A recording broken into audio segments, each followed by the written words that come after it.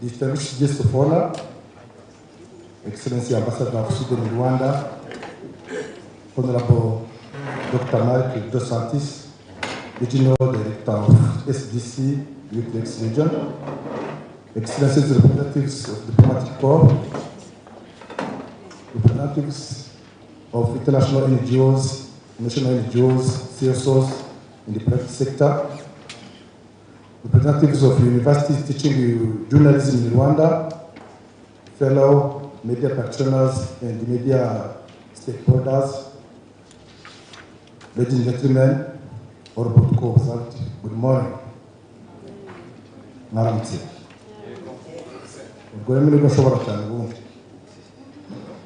It's a great honor and a pleasure to have you all joining us in this morning to launch the Rwanda Media Programme that will be implemented from 2021 to 2026.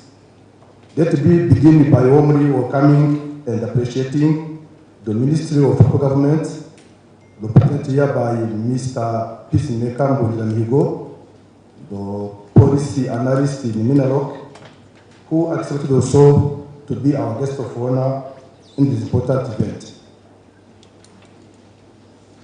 Dear guest, your presence here is a testimony of our partnership, our friendship, and your support, as well as our strong commitment to Rwandan media sector development. Let me in particular thank our valuable partner, Foyo Media Institute, with whom we are organizing this event. Express together with Foyo and the Swedish Radio Media Development Office, SRMDO and RBA, will implement this sector-wide 5-year media program focusing on professionalization in line with international journalistic core values,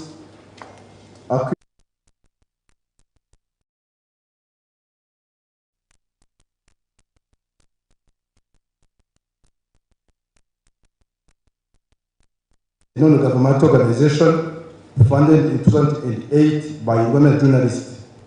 Today, Express is a network of more than 180 journalists working with 35 media organizations, including 15 radios, 10 websites, 6 newspapers, and 4 TV channels. Express aims to promote democracy and good governance through the fact-based, sensitive, non-judgmental, and engaging reporting that its members are providing. Since 2017, Express started what we call professionalization of journalists, which include judicial and human rights special reporters, election and government politics reporters, gender and children rights reporters, agriculture, environment and climate change reporters, health reporters, and social accountability social reporters. Express also provides capacity building support through the trainings of journalists and the local authorities, especially on access to information law that is providing the rooms for transparency and accountability. It focuses also on community-based reporting by training journalists, dispatching them to the field and facilitating them to correct, process, and publish information through the media partners. In addition, Express support includes organizing annual national dialogue as well as community debate where citizens and local authorities have space to discuss on policies and government programs. Briefly, the 3 main thematic areas of Express work include capacity building and professionalization of media practitioners and media houses, promoting freedom of expression, freedom of press and access to information, and strengthening and advocating for the citizen concerns.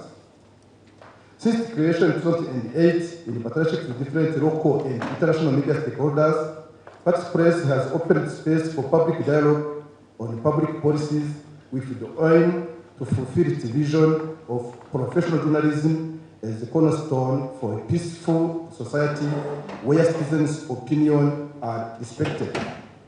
Today, Express can rely on partnership with Foyo in strengthening the capacities of media houses, improving the media houses management, newsrooms works, mentoring editors, training journalists, etc.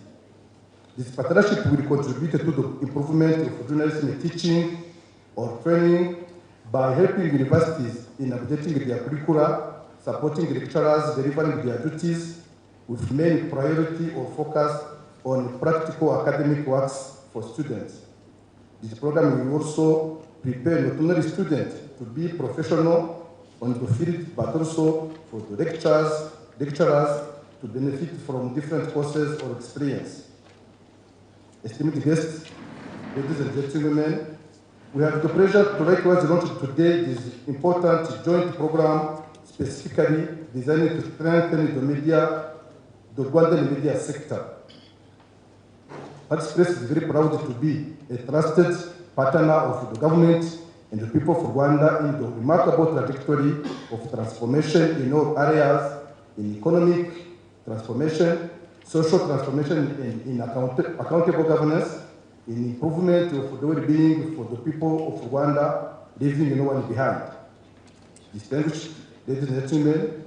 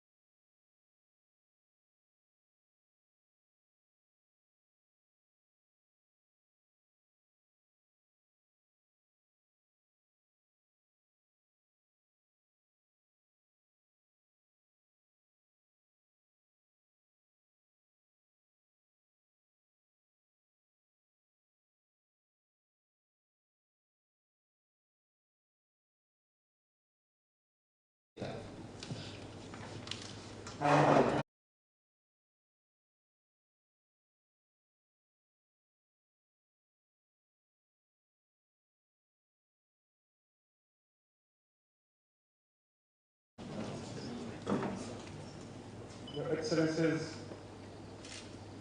ladies and gentlemen, or both observed, good morning.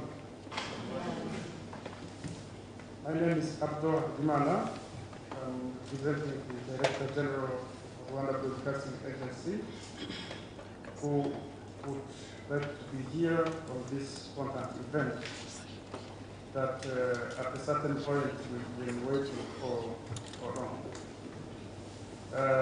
We at Rwanda Broadcasting Agency have worked with mainly with the Swedish radio for the last 5 years, last 6 years, and together we have done so many things that are targeting to improve the content of Rwanda Broadcasting Agency, where we got 5 years with 4 pillars that are aiming to develop a standard public broadcasting agency in Rwanda. The first one is for the content. Second is about the technology. The third is human resource development. And the fourth one is financial sustainability. Today, in 2021, if I remember very well, we are celebrating about 30 years of independent journalism in Rwanda. We know that for the last 30 years, we had ups and downs in the media development. We also had the bad history of the media in genocide against the Tutsi. But also we have the apps in the media where for over the last 7 years we have contributed to the development of this country, informing, educating, and entertaining the audiences. We now count more than 500 journalists in Rwanda and more than 40 houses, not mentioning the blogs and websites. However, we could say we have the media pluralism, we have so many journalists, we have so many media houses.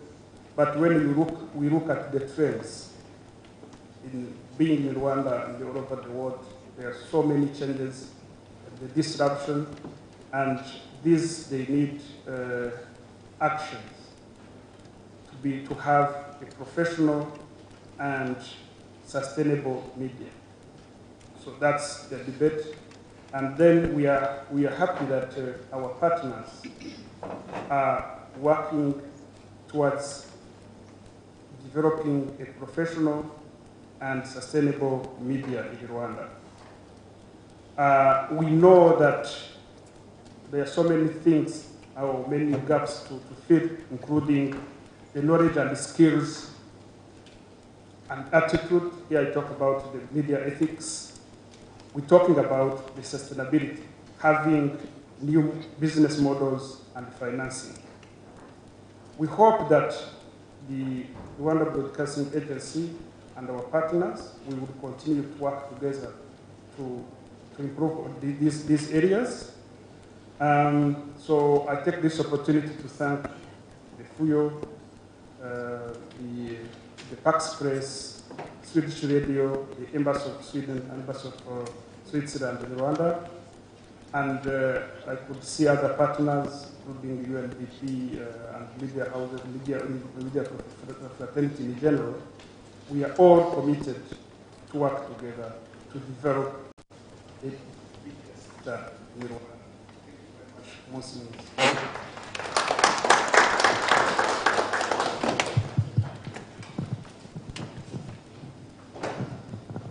Thank you so much, Aldo, for that wonderful keynote speech. Dear guest of honor, invited guests, allow me to invite the regional director, Dr.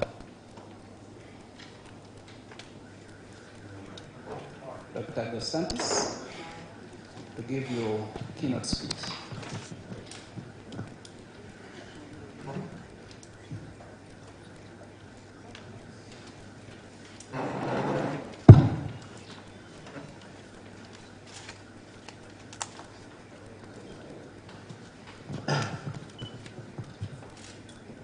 Representatives of government institutions, the Ambassador of Sweden, Rwanda, fellow development partners, media practitioners here present today, ladies and gentlemen, good morning. Good morning. On my behalf, I would like to take the opportunity and welcome you to the launch of the Rwanda Media Support Program. And just before we started, I had the opportunity to meet some of you going around, and I was very impressed about the number of participants, but also the background. And thank you very much for being here today. First of all, I wish to start by congratulating the team involved in the planning of this significant and important intervention. I'm informed that it was a fast process, which involves deep consultation with different stakeholders, ranging from government institutions and also the media practitioners.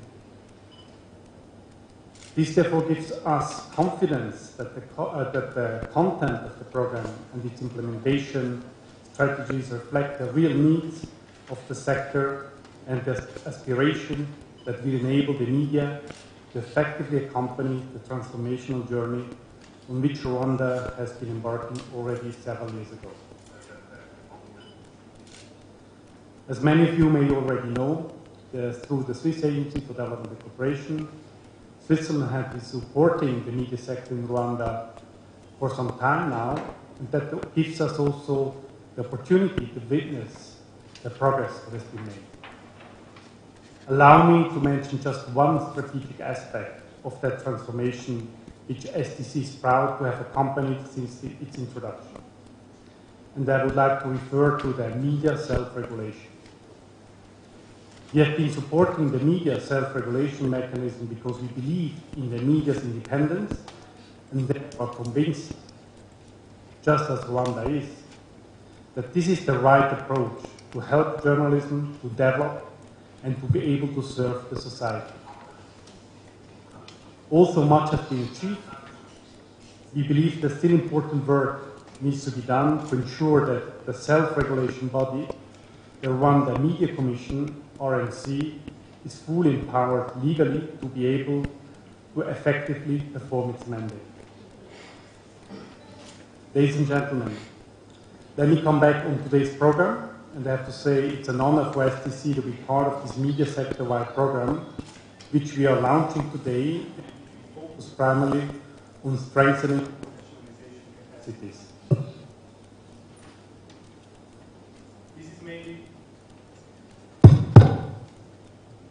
This is mainly because the program builds on the work that STC has been supporting in developing media capacities, and this program will take that to a higher and more strategic level. For instance, the partnership with FOYO helps to leverage the synergy with academic institutions by training journalists, something that FOYO is well known for, and we thank you for that. The sector-wide approach also allows to properly address the issue of gender, financial capacity of media, and others by working with different stakeholders involved. It is our hope that the new media policy will build on the achievements made to provide more orientation towards the aspirations for an independent, professional media that will contribute to the achievements of the country's developmental goals. Dear guests of honor, distinguished participants, today's agenda also includes the validation of the National Media Consumption Survey, and there can be no better occasion for such a product. This survey, coupled with others to be performed, is definitely a good indication that the program is set to be evidence-based to ensure that any capacity building interventions are informed by empirical data and serve to move to the direction of transformation that the country is aiming at. To conclude my remarks, I wish to reiterate STC's support to the development of the independent, pluralistic and professional media in Rwanda, and commend once again the efforts of the government of Rwanda and the media fraternity to develop this important sector. Thank you very much.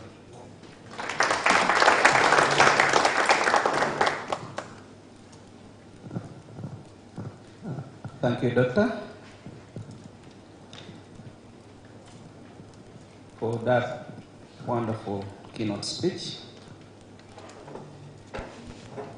The guests of honor, invited guests, allow me to invite Her Excellency, the Ambassador of Sweden to Rwanda, Ambassador Ivana. Most welcome.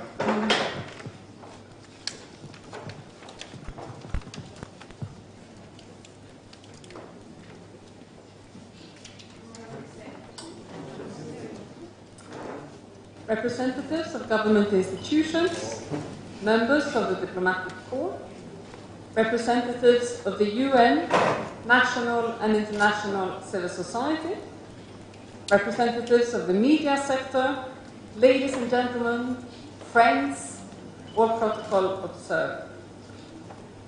It's a great pleasure for me to be here today for the launch of the Rwanda Media Programme.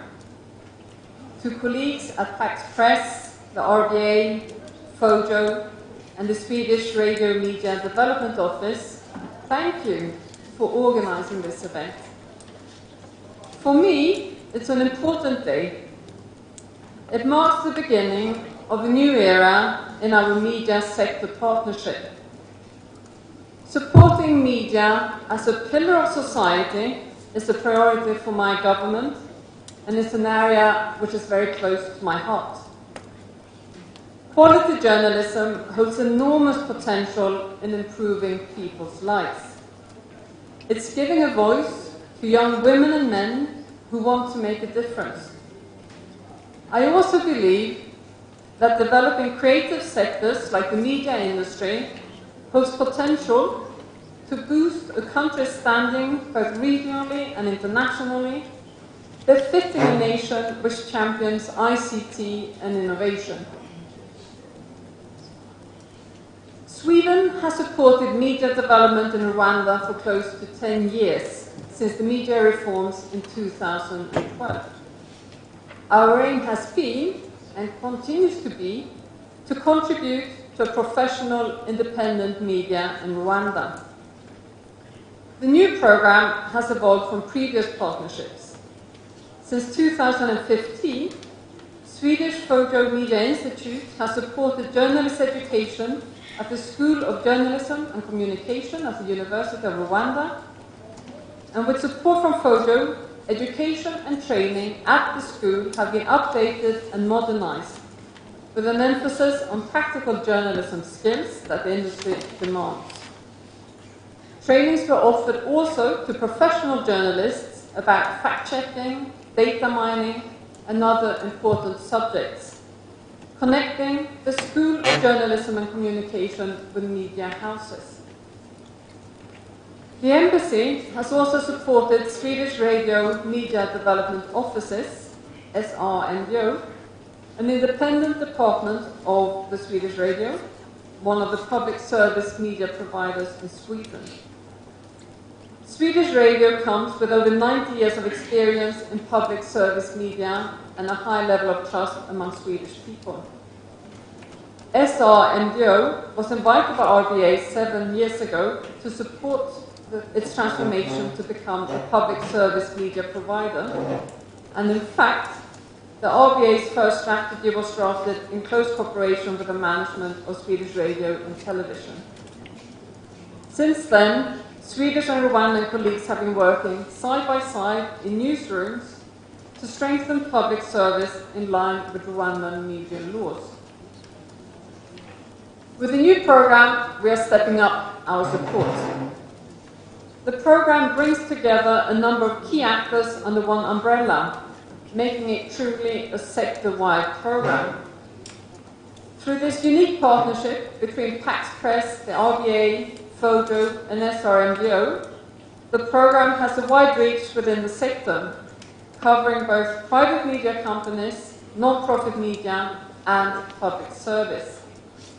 It expands partnerships with universities from 1 university to 4. I'm also really happy to have joined hands with Switzerland as co-financers of this program. Important synergies will also be created with the medium program of the UNDP. Rwanda has taken important steps forward in the media sector. The media laws from 2013, the transformation of the former state broadcaster into public service media provider, the establishment of Rwanda Media Commission, the access to information law are some of the key steps already taken.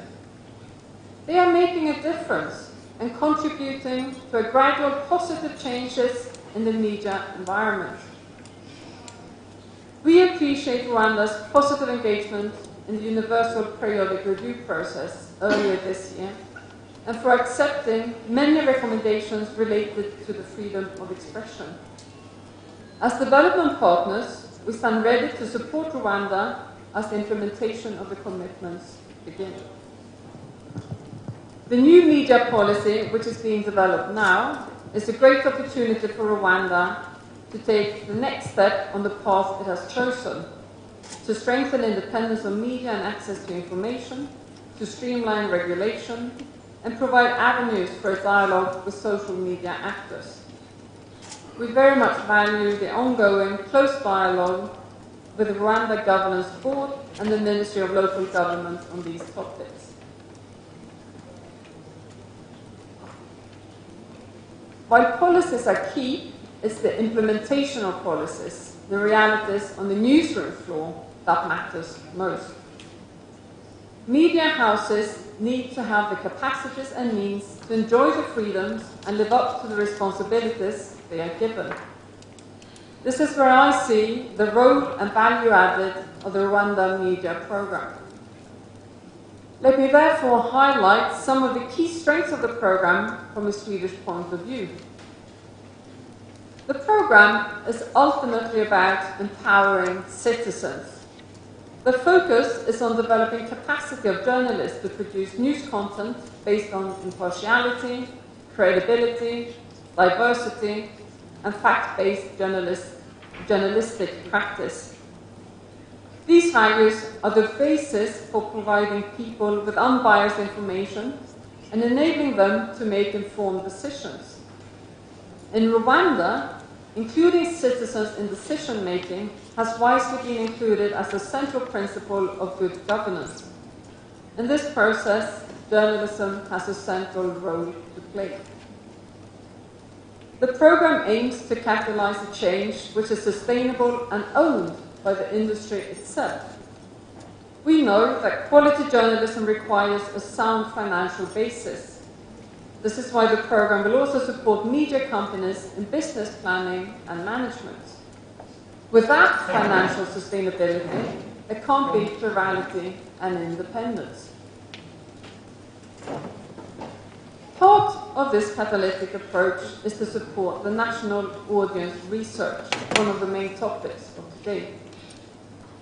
Audience research can contribute to a trustful relationship between the media and people, an important democratic principle in itself. But it also fuels media houses with the data they need to analyse where they stand, to develop content that is relevant for their audiences, and therefore also relevant for potential advertisers. It's this positive spiral that we want to see to move forward towards a viable, self-sustaining sector. Finally, and last but not least, we believe in the power of media in furthering gender equality. In June, the Embassy organised a webinar on the barriers faced by Rwandan female journalists. The study that was presented by the Rwanda Media Programme showed that almost half of the female journalists interviewed had encountered sexual harassment at work. Half of the female journalists. Earlier this week, I met with a group of young women active online, including on media, who told me about their experiences of harassment and hate and negative stereotyping. This is simply not acceptable. The programme will support media houses and universities to have a proactive approach to gender equality. To make a change, efforts are needed on all levels and by all of us in this room. So once again, thank you for joining us for this important event. I really look forward to the presentations and discussions ahead.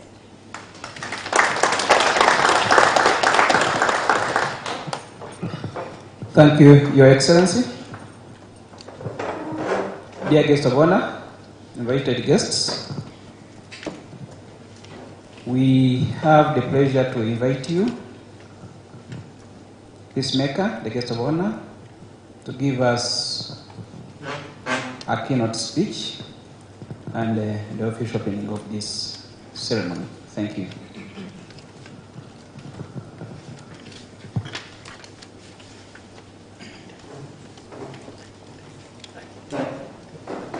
Your Excellency, Ambassador of Sweden in Rwanda,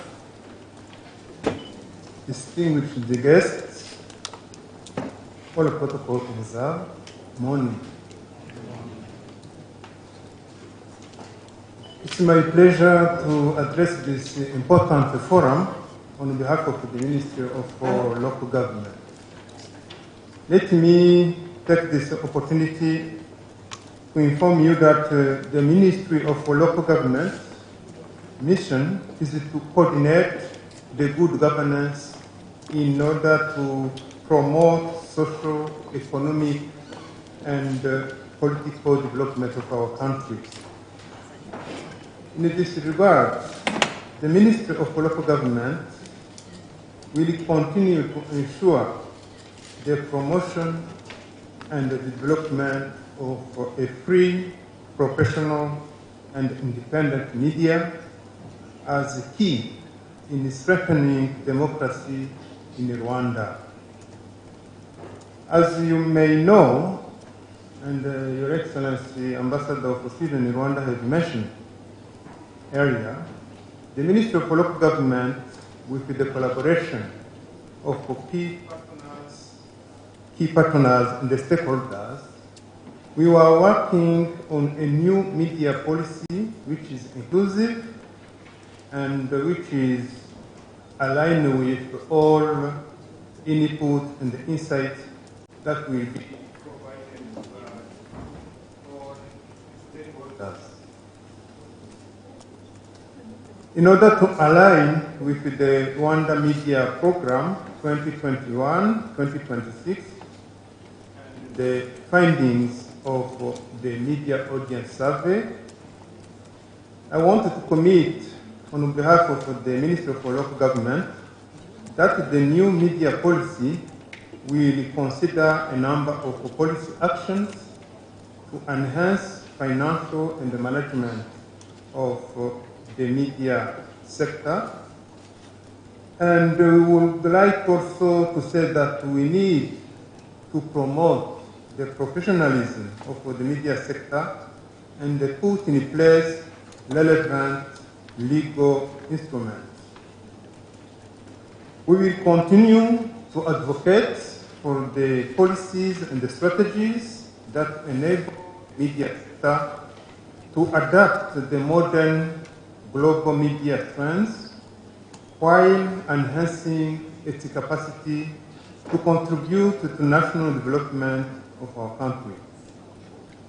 I wanted to take this opportunity to express our grateful thanks to you, dear partners, and the media fraternity present, for your tireless effort and the support for the development of the media we want of our country.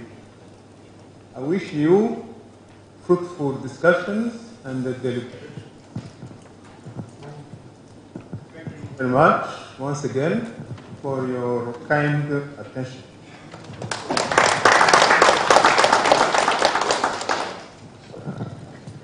Thank you, guest of honor, for that wonderful keynote speech.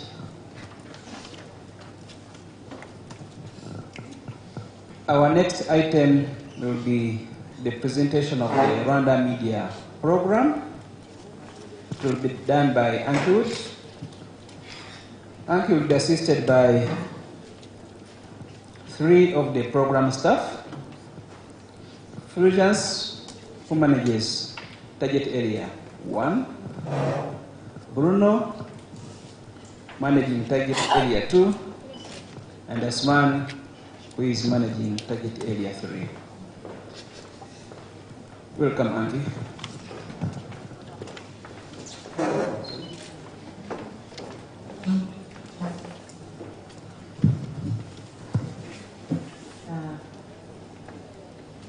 Okay. Thank you so much, speakers, for your wonderful presentations and the support we feel from you, which is very, very important for this program to move forward and succeed with our aims. So you have met 2 of the partners, RBA and Pax Press, and you've met our donors, Sweden and Switzerland. And so I will do a brief presentation of the Swedish partners, FUYO and SRNGO. And both of our organizations have worked many years with media development issues. FUYO Media Institute is part of the public university, Linnaeus University in Sweden, and SRNGO is an independent part of the Swedish Public Service media. Most programs that we do around the world are funded by Swedish SIDA, and in Rwanda we also now have the pleasure to work together with the Swiss Agency for Development and Cooperation. And both FUI and SRMDU have long-term engagements. To make change, you have to work together and you have to do it during a long time. Starting with FUI briefly, our aim is to strengthen free, independent and professional media. We started in Sweden in 1972 with mid-career journalism trainings, and we still do that continuously in Sweden. And since '92, we also we also started working internationally with media development, and career training is one big part of that. We have current programs around the globe, almost, in Africa, Southeast Asia, in Eastern Europe, and we have a global international training program on media regulation that also brings in Latin America. So we work to strengthen and develop journalism and media in many different ways. It all depends on the country we work with, what are the needs identified there by our local partners. But it can be trainings and capacity building and mentoring. For example, in Kenya, we worked with training journalists in anti-corruption journalism. In Bangladesh, we worked with investigative journalism. And here in Rwanda, we worked, FUI is working now with the School of Journalism and Communication, which is part of the University of Rwanda, since 2015. And this is something that we're developing more and more around the world to work with universities and the future journalists for different countries. And Swedish Radio, SRMDO, are specialized in journalistic and institutional capacity development to strengthen primarily public service media providers. And they have also worked since the beginning of the 1990s in Southeast Asia, in Africa, Middle East, and Eastern Europe.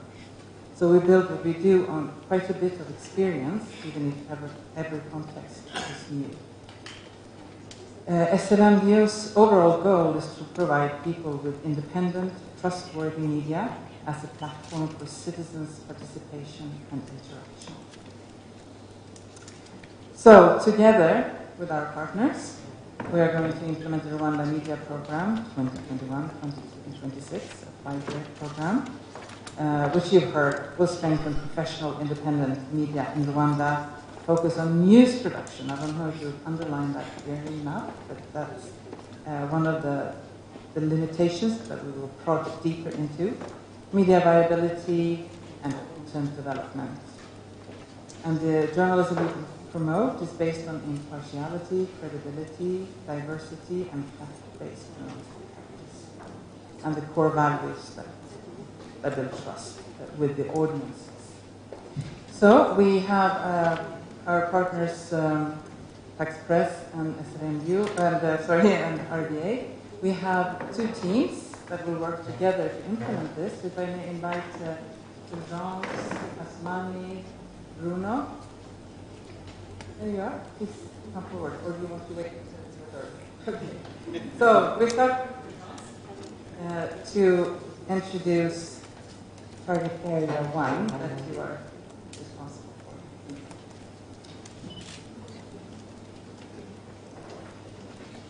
Thank you, Auntie.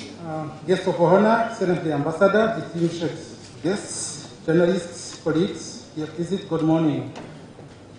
My name is Fulgence Nyonagize, and I'm the project manager of the Rwanda Media Programme, implemented by Tax Press and financed by FOYO Media Institute. I have 5 slides to present, but I can resume them in 3 sentences. The program, the target area number 1, will work with media houses, like 10 media houses, but also with what we call small media houses and journalists. And the program will also work on the mainstreaming of gender in media houses. If I pass through the target area as a whole, the program will work with 10 media houses, which will be selected through a call of application. And We will work with TV stations, radio stations, newspaper, if they are still existing, and online newspapers. The goal is to promote public interest journalism, but also by working with them, because we will present also the audience research after coffee break. It's also allowing the TV stations, the radio stations, online newspapers to see what the audience is looking for them, so that they can improve the way they are working in. For the 10 media houses that will be selected, there will be capacitated as a whole. There will be in-house training for media managers about business models and financial models, developing gender policies, environment policies, etc. Apart from media managers, we will also work with newsroom editors for embracing new technologies and workflows in the newsroom. But also because journalists have some gaps in the career, we will do also capacity building for journalists, fact-checking, access to information, investigative journalism, data journalism, but also we will consider other needs that will be given by journalists or newsroom themselves, so that they could be capacitated fully in the newsroom. As we can, the program will not work only with media houses. We'll also work with small media houses and journalists. We know we have more than 1,000 journalists in Rwanda. We will not work with all of them, but by this part, we want also to touch small media houses. By small media houses, let us understand that online website who have 3 or 4 journalists who try their best to give information to the public, but who are limited with the capacities, financial or training. So we want also to educate them, so as train them on various topics, business models, content development, gender policies, and awareness. Maybe as a notice, the program will not offer financial means, but we will teach media houses and small media houses how to fish, as the expression said in English. The third way we will work is about gender mainstreaming in all media houses, the targeted media houses, 10 media houses, and small media houses. Nowadays, there is a baseline survey which has been conducted by a consultant. It's ongoing, and the survey will map the needs of media in terms of gender, so that when the program will start fully, we should take into consideration the needs concerning gender in media. There is also the gender strategy that has been developed to see what really should be done for media houses. So briefly, it's this that the program will work for journalists. It's about 10 media houses, small media houses, and gender mainstreaming in those media houses and small media houses. We are now in the inception period. We have not yet started as it is planned, but we think we are on the right way, so that with December or beginning of next year, all the points that have been noticed should be done as expected. Thank you.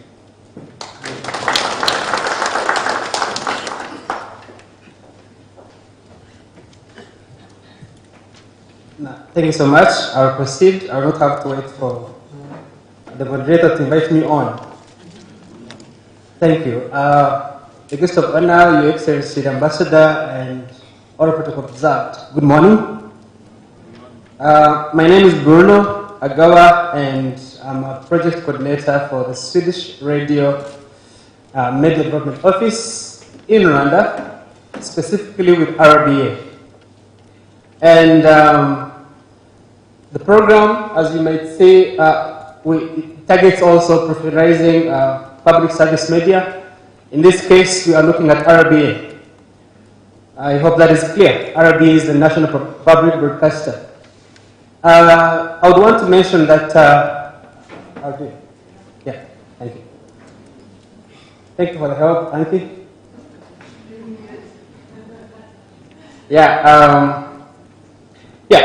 Like the representative of the Director General from RBA mentioned that RBA has been working with SRMDO for quite some time now.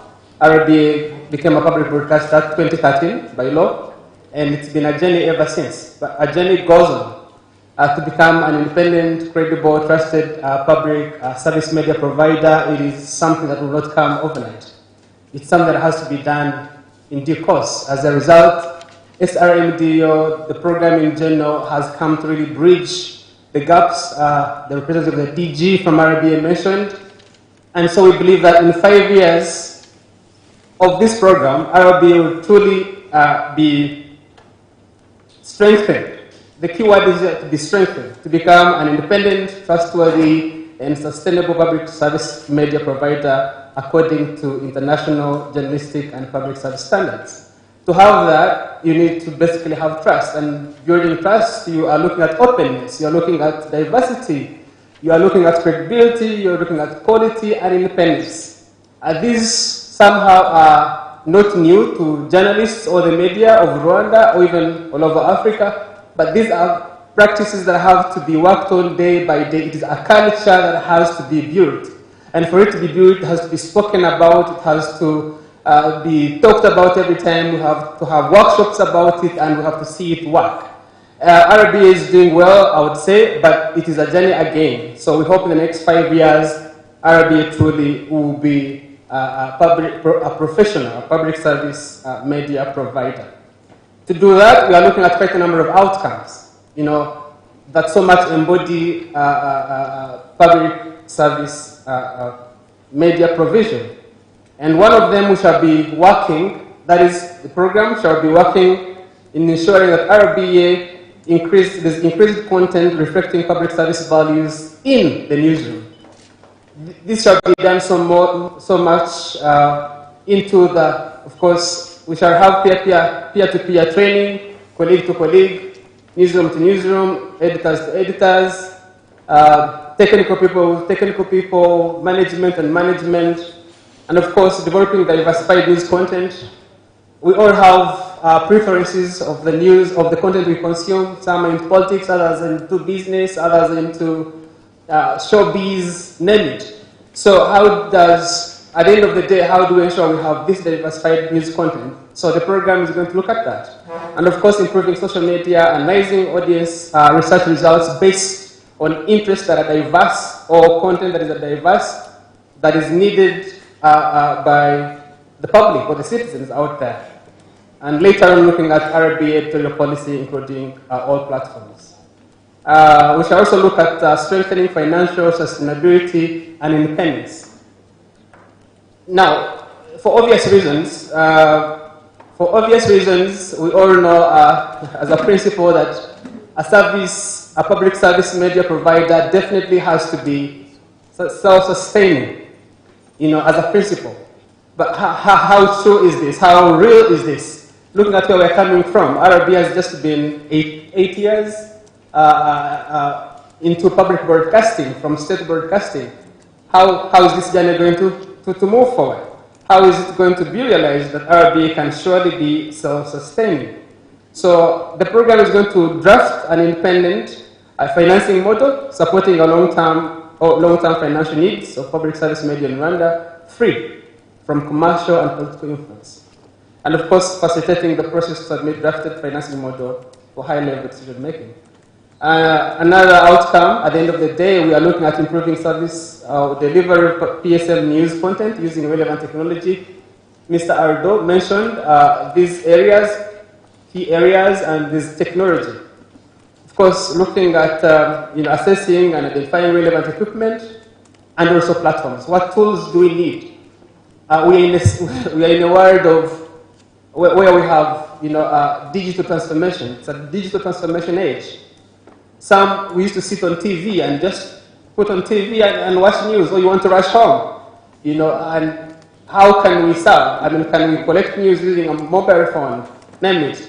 So this is going to look at identifying relevant equipment and platforms, and of course, identifying and developing efficient and mobile working routines, and building capacity for improved workflows and technical outcomes.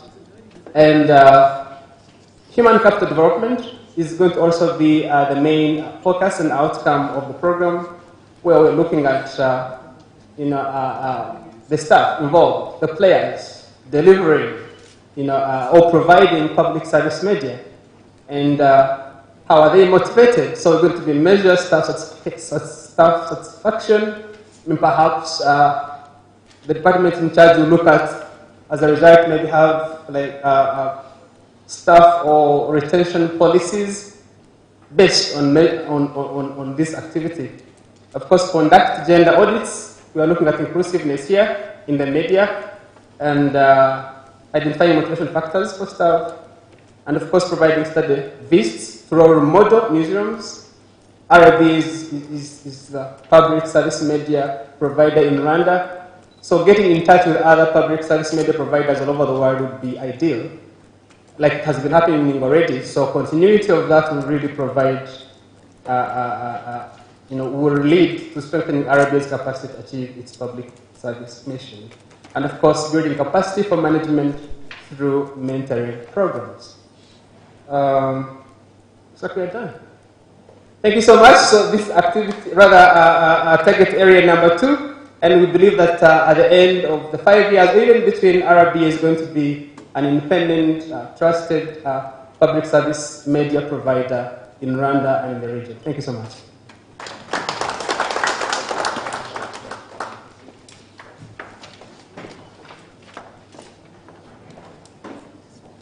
Guest owner, Excellency Ambassador, ladies and gentlemen, all protocols observed. Good morning. My name is Asmai Hachitimana. I'm the university coordinator of this program, but not coordinating any university, but coordinating this targeting area of strengthening journalism education. So, as my colleague have presented, the whole program is aiming at strengthening media sector in Rwanda, but we can't strengthen media sectors without looking at the schools. So that's why we have planned this target of strengthening journalism education. So, Rwanda Media Programme will support journalism institutions to have increased concerning practical journalism. Why practical journalism? Because we have seen that most of the graduates, sometimes they lack these hands-on skills. That's why the program is targeting not to teach journalism as it is, not to teach the theories, but to target practical journalism. This target also will, as other targets, it will also try to create awareness of gender issues within the universities, but specifically in the department or the schools of journalism. It will also take a closer connection. So we aim to create this kind of connection with Rwandan media and the international community journalism. So the first of its kind, like is selected journalism. We are aiming to see like selected journalism graduates, those students are better prepared to practice journalism in Rwanda, where we have started even having guest lecturers and speakers. Guest lecturers, those persons we invite in the classroom, not coming to teach us the normal way of, the traditional way of teaching, but those people who have hands-on experience to teach the student, about journalism especially. it will go hand in hand with mentorship, where we can have like someone experienced, like those gentlemen experienced in multimedia, and then they help the students to create their own, let's say, multimedia platform, create their own website where they can start publishing their content, their articles, their pictures, so that they will have, even after 3 or 4 years of in classroom, after their graduation, they will be equipped with those skills that will enable them automatically to be not only be employed but also to start to be like professionals. We have planned to have extra internship and study tours for students because I've seen that internship is one of the key elements that helps students to get this hands-on experience. Because we are teaching them at universities, but they want to know how TV studio operate, how to know even how radio stations operate, even knowing those kind of advanced experiences on those. So those extra internship, because we have seen that most of the schools and the university, most of the schools that teach journalism and they combine both communication and journalism. So our focus will be only for those who are doing journalism. We have also planned to do some awards and prizes. Some of you may be surprised to hear this. It's not prizes for best performing students, but prizes for students who have produced something like a news piece, like a news for TV, like who have designed. When we were planning about this, for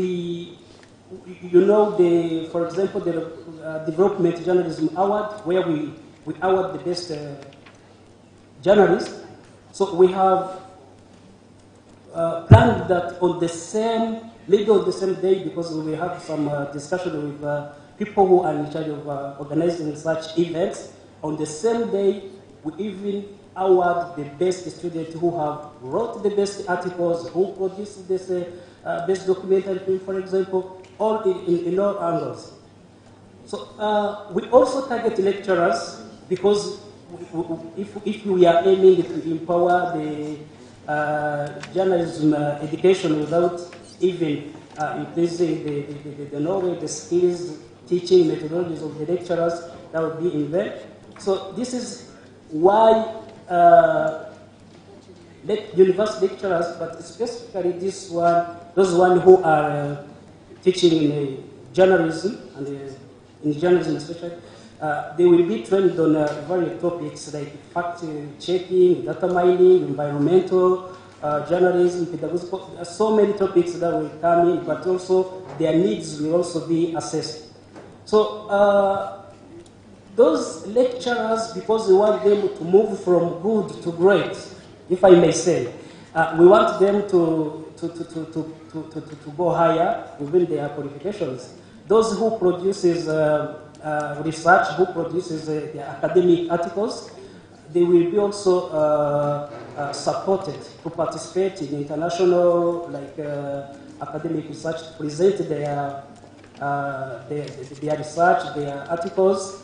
So we will not facilitate them to do the writing, to do the research, but only we will also only facilitate them to present their academic research. So we are aiming at creating an exchange or networking within media sector in Rwanda and in the region. Because we have seen that most of the cases, there is no meeting, there is no consultative meeting between universities that teach journalism and media sectors.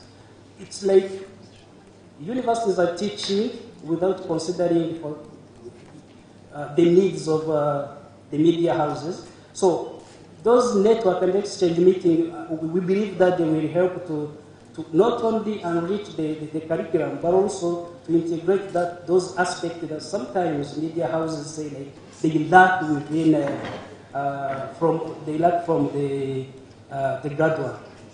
So some universities have been assisted with their curriculum reviews, others are not. So we are aiming at reviewing their curriculum if there is a need, not us, but also assist them to review their curriculum. Gender awareness and sensitivity training in journalism school, because when you are training a journalist who is maybe going to spend most of his time, most of their time interviewing, giving microphone, spending time with different people, they have to be trained on gender awareness and sensitivity, because, but also students will be trained on their rights, especially sexual harassment and other issues that sometimes affect them at universities. So, murakoze cyane. Thank you, that wonderful team. As you saw, it's an energetic team ready to deliver all the program targets. And as you saw, there are two teams. One team working at Backspress and the other at RBA.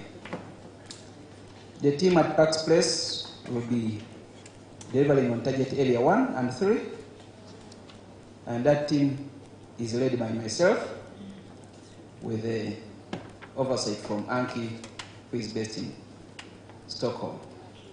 And then the team at RBA is managed by Bruno, with oversight from Anna, who is also based in Stockholm.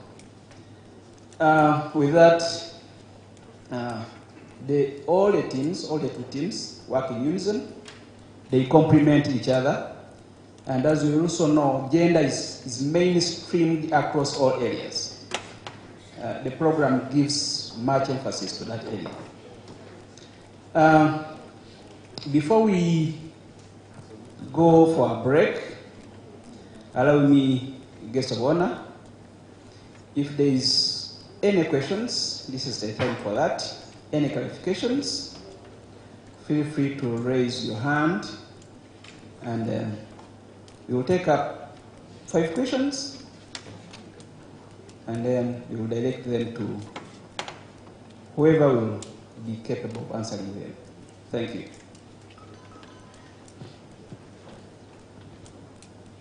Any comments, any questions from the audience?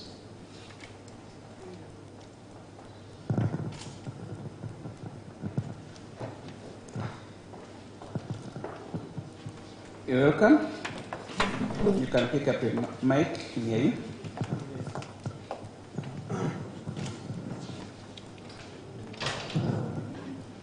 Thank you.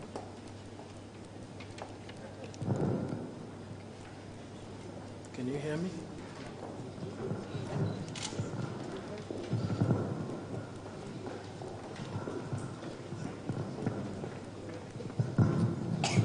Thank you very much. My name is Ufitile Marimi Maurice. I'm from Rwanda Governance Board. So I followed the presentations and I wanted to make a few remarks. Okay. I didn't know. I want to make a few comments. Can we please focus on raising mad-skilled journalists? Mad-skilled journalists, because this time media houses don't have a lot of money. So when they are sending out journalists, they don't have mad funds to send like 4 journalists on the field. So we need to see like one journalist performing like 4 tasks: editing, filming. That's what I'm seeing here in Kigali. When you have a big event, in the past we used to see like 4 journalists from one media house But now we see one journalist performing all the tasks, having multi-skilled journalists here in Rwanda. We still have an issue on that, which means we need also multi-skilled lecturers who can offer these skills also. Another thing, I appreciated the point on giving prizes to the students, but I think the most pleasing prize for a student is not maybe money. It's okay with money, but furthering your studies will be very okay, like master's scholarship or PhD scholarship for these students. Instead of cash handouts or a book, I think furthering studies will be okay. Because again, we need researchers in the media industry, we need more lecturers in the media industry. So if excelling students are given opportunities for masters or PhDs, then we will have more lecturers to teach students at the university. The last question, it's a question now. I'm going to ask you, how are you planning to attract more female journalists in the industry? Because the problem is they are there, but they prefer other jobs than the media industry. How are you planning to attract them in the industry? Thank you. Thank you, Remy. Do you have any specific person to answer your last question? Let me ask it to Bruno, because we once worked together. How are you planning to attract more journalists at RP?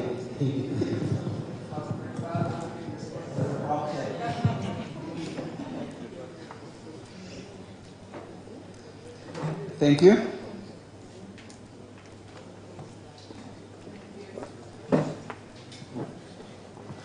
Hello. Thank you for those comments and questions. I will try to address them.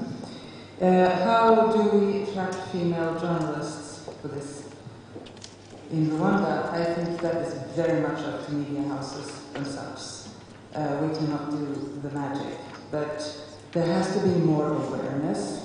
The study that the Swedish ambassador mentioned, Barriers for Female Journalists in Rwanda, is something that that the program produced last year, and it showed that women are treated quite badly in this sector.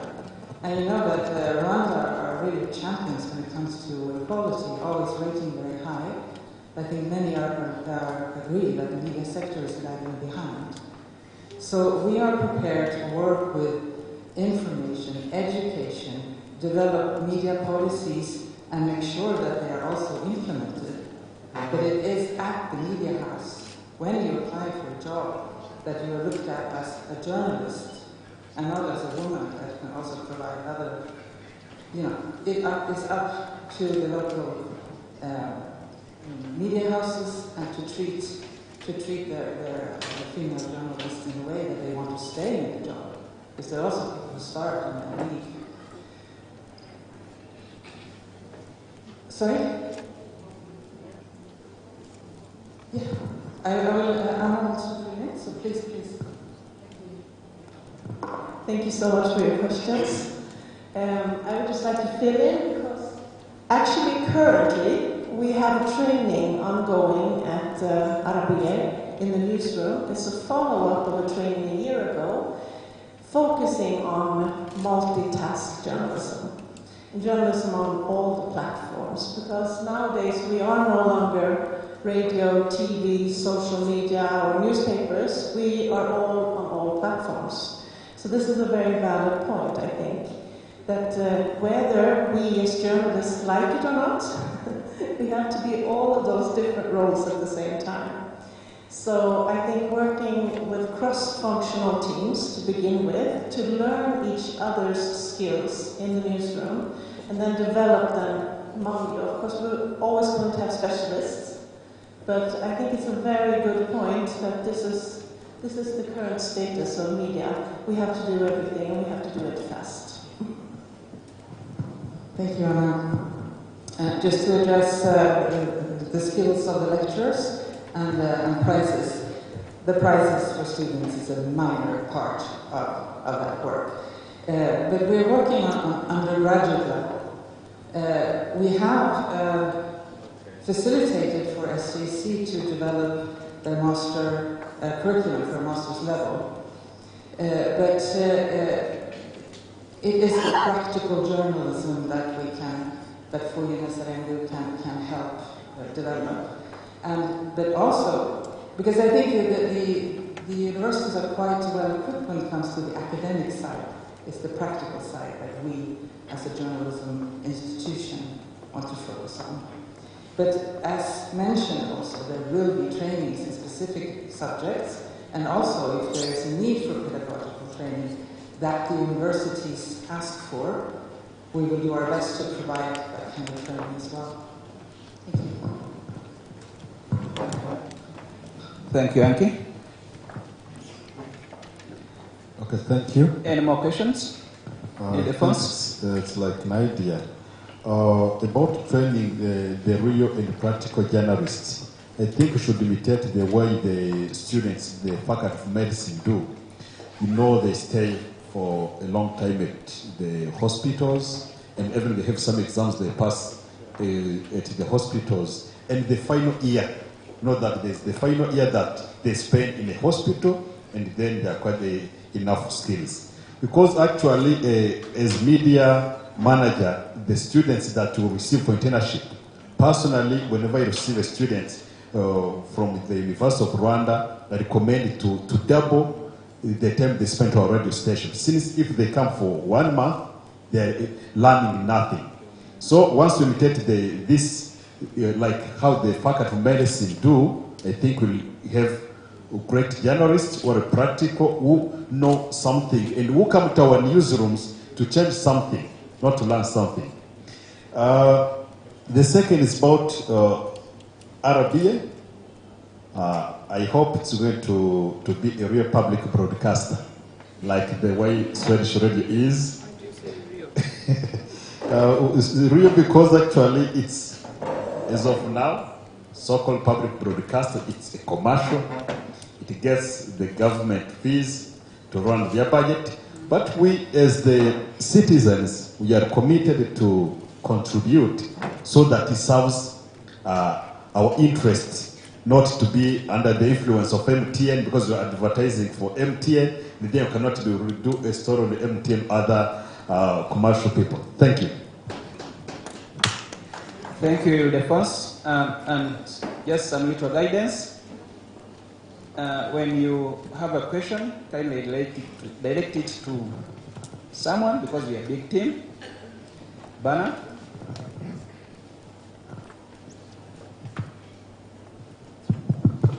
Thank you so much, and congratulations to the teams that have been working on this.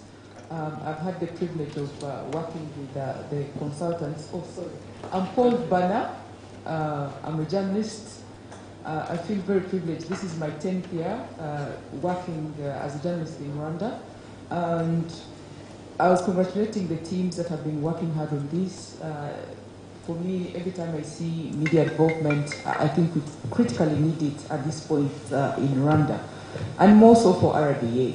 Now, RBA most of the time gets the criticism, but I think people are not really paying attention to the changes that are happening. If you look at RBA today, it's not the same as it was 5 years ago or 10 years ago. So I think let's give them the credit, that you see a lot of progress today in their programming, and of course change takes time, and perhaps homework for them is how to repackage the image for people to really see that RBA is now a public broadcaster, not a national broadcaster, as they do this. Now, in terms of feedback on the program, I would like to understand from Aki and team, so far from getting involved in training journalists, one issue that keeps coming up is the welfare of journalists. When you try to push them on being professional, on being independent, always in the room someone is saying, I want to be a professional journalist, but how can I be a professional journalist if the newsroom I work for is telling me if you cover a press briefing, that is your salary? You know, because we know there's a culture, for instance, of providing transport, you know, to journalists when they cover an event. And the PR will be calling that journalist and saying, where is my story? Now, from where I come from, I can go to an event, and if I don't find it newsworthy, I will not write anything, you know. But the culture now, because you have PR officers that facilitate journalists, they undermine their independence. And in the end, what you find is a journalist will go to an event and reproduce the press release as was. You know, that is a problem. So I would want to get your thoughts around the welfare of journalists and how that goes with media involvement. Secondly, the other aspect of media involvement, in my view, the challenge that I see is we are now competing in a different space. We have so many content providers on social media. You know, currently the most followed you find on YouTube, content producers, or on social media we have the so-called influencers. And for many ordinary Rwandans, they feel that anybody who has a microphone or is pushing out content is a journalist. So media literacy levels are quite low. As you think of media involvement, can we start to think about the importance of raising media literacy for ordinary Rwandans to be able to distinguish, you know, who the professional journalist is and who a YouTuber is? I think that would be critical. Lastly, again, around capacity building for journalists. My frustration, again, in my role as a media manager, when you get graduates from the University of Rwanda, most of the time, they just know the basics of, you know, I have to tell a story, but in terms of content, the critical thinking that is needed, you know, to provide a well-balanced story, that is lacking. So as you rethink the curriculum, how do you address, you know, subject matter, for instance, competencies around the subject matter, specialized journalism, critical thinking, so that if someone is doing a report, they are thinking about, let me not just reproduce the press release, or let me not just repeat what the minister has said, but instead interrogate what the minister is saying. Thank you very much.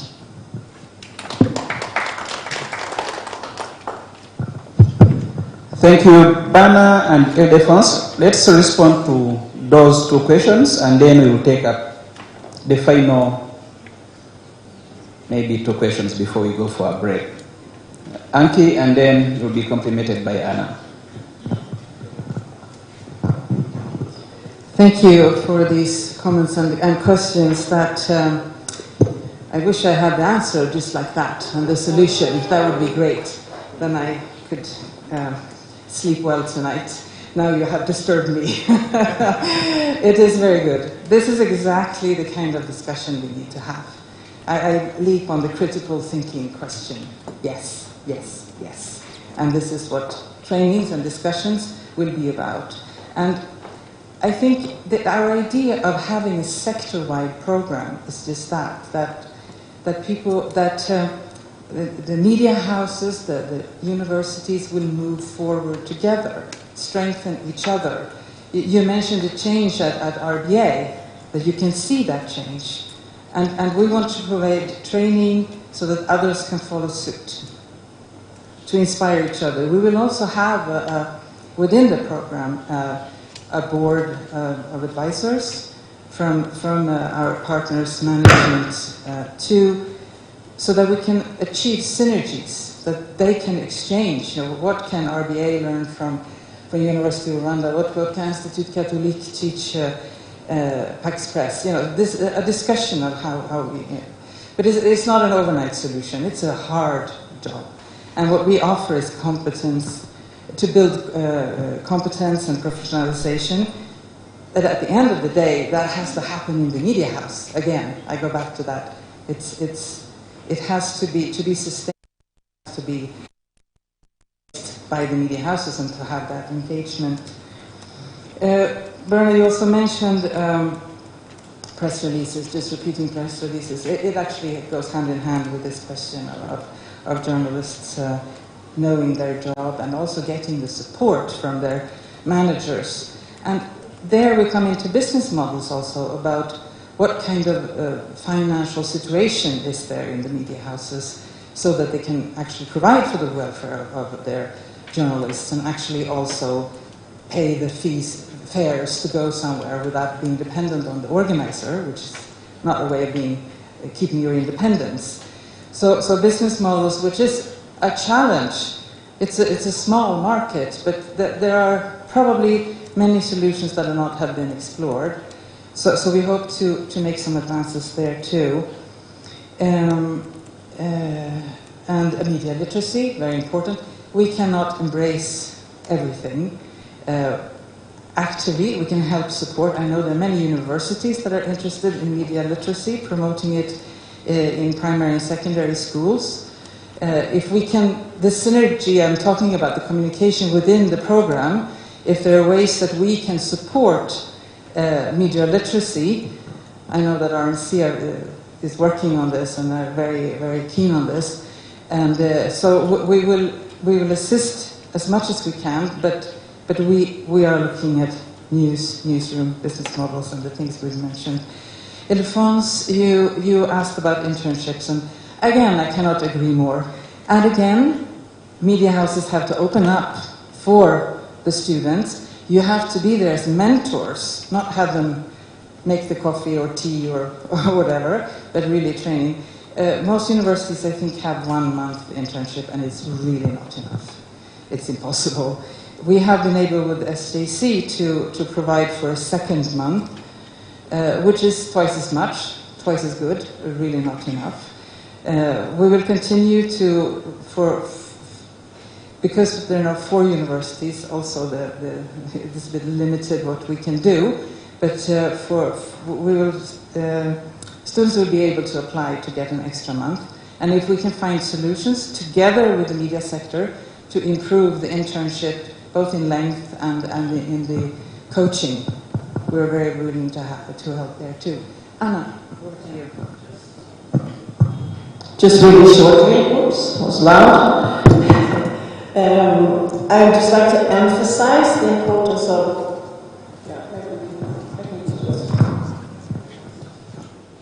Sorry.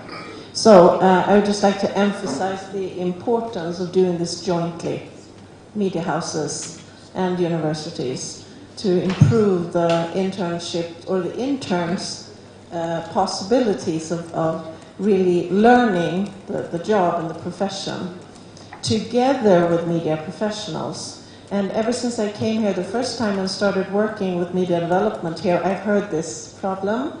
And I know that some media houses don't even want to take interns because they don't deliver, or they don't have the basic skills even. So it's really just a big load for a newsroom that is already under pressure to take in an intern. So I think this is something we need to work on together and identify what you are talking about, Berna, for identifying key media houses that can be focused on taking interns, to be like a pilot for other media houses, and really involve all of you who know what is lacking, to assess what is lacking and focus on that, and then build on those experiences. I really believe in piloting and evaluating and then forwarding methods that work. So I'm really looking forward to doing this within the program, because I think it's a joint effort. And also about the welfare of the journalists. Having worked in newsrooms around the country, all over in the different regions of Rwanda, I know that this is a big problem. And I really think that this is something, like Anki hinted, that this is a problem for the media sector, but because we are working in the media sector, I think we should look at how we can support and maybe provide not only business models, but also sustainable ways of making the job of journalism, validated, or to really make it work here. And I think also, if I can connect back to the independent financing model of RBA, that is also could be a solution at the end. Because like Ildefonso said, if you are both a commercial and state-financed broadcaster, you're not independent, and you are also not balanced with the rest of the media sector, which is something for Rwanda, of course, to acknowledge, that it has to be...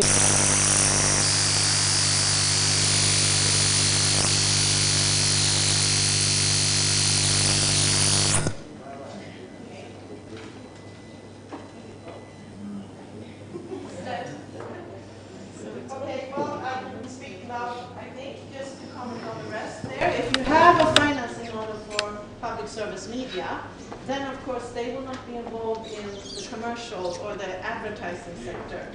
If that can be solved, like in many other countries for public service media, the whole advertising sector will be open for the rest of the media. So these are potential solutions in the future for the media sector in Rwanda, and we are happy to discuss this. Thank you.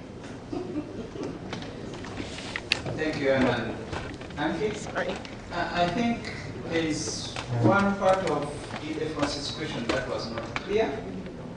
I think Ildefonso was advocating for a model that's used by the other schools, like the School of Medicine and the schools of law, where graduate students go for a 6-month course that's aimed at grounding them into the profession. Was that your reason? Yeah.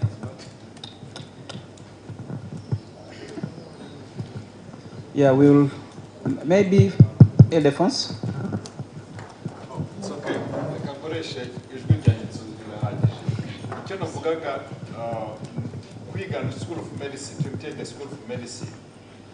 Ikindi by experience.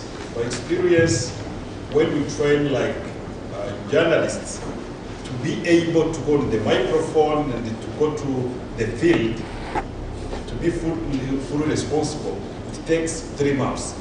Apart from one experience where we had 2 young girls who managed to be fully responsible in a period of 1 month and a half. So if you want these students, these graduates from the School of Journalism, different schools of journalism, we need to see how to connect them with the media organizations, radio station, website, and to see how they should train the real practical journalists. Thank you. Thank you.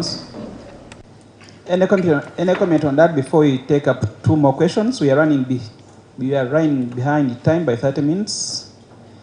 We are running behind the schedule by 30 minutes. Any comment on that?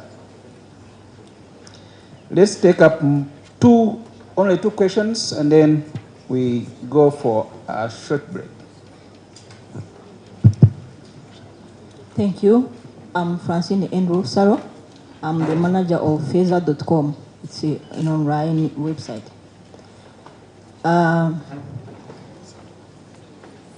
They have talked about almost everything, but my concern now is about graduates from schools of journalism who lack the practical skills, especially in writing. You know, we work with many of them who are graduating, but you can see that when you're training them, you will have to start with the basic, like they never tried anything in their schools. Even if you are training them, it's really kind of hard. It's like you are teaching them from the start. And some of them will tell you they are able to talk on radio or TV, but they can't write. And I don't think we have so many radios in Rwanda or TVs to take all of them who finish the School of Journalism. We probably need people, journalists, to write stories because we need the writing content. The result for that, you will find most of them are going to open YouTube channels without content. I would say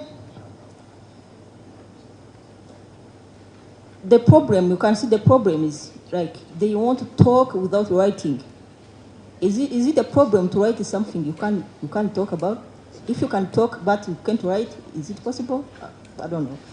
So my idea or my concern, I address it to the university. I saw someone who is in charge of universe coordinator. Maybe is the one who is going to help him to understand that. What if you coordinate with those media houses who are not the radios or TVs to work on that, so that you can have journalists who are able to write? Because instead of having many YouTube channels without content, we have seen some of them will start to be called by rebooks, because in order to try to find the views, they are doing the things that are out of roles. So we can maybe train these people to be able to write something important instead of just talking. Thank you. One more question? Yeah, thank you. First of all, I'm Dr. Joseph Mulonziza. I'm the director of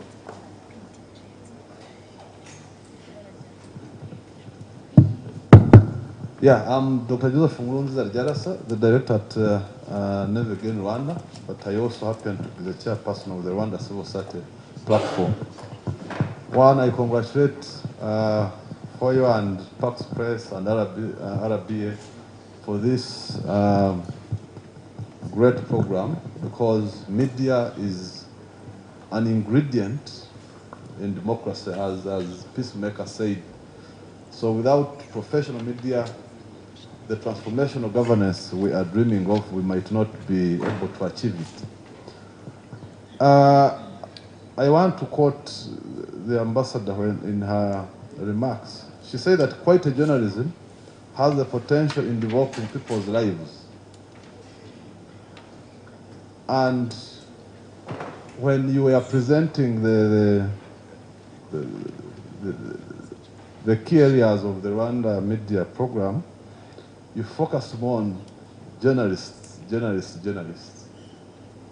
And at times, some of these journalists are not the owners of the media houses. Some of these media owners are business people. So why am I saying this? The recent Rwanda Media Barometer, if I remember very well, 11% of the media houses touched on governance-related issues. And to change people's lives, we need to look at some governance issues so that we can see transformation in people's lives. 63 were on sports and music entertainment. So yeah, music and sports is good, but the other transformational governance we want, we need to have more media houses looking into those areas. So, if a journalist comes up with a certain story, correct me if the structure is wrong, she has or he has to send it to the chief editor. Then maybe the chief editor might see that this story might compromise the editorial line of the media house, and maybe the media house might lose an advertising opportunity with XY institution. So I'm wondering if in the program you also try to not capacity build, but helping the media owners to think outside the box so that they can be able to facilitate all what people here have been saying. Because these journalists are very smart.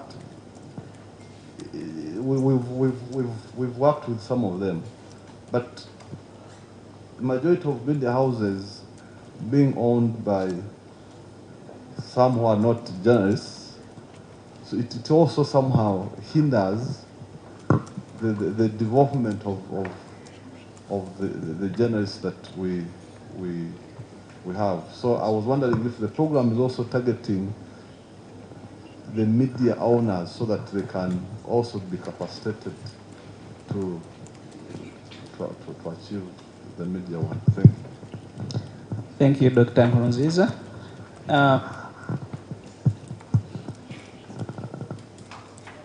The question of practical skills has come up again, just like what Ildefonso talked about.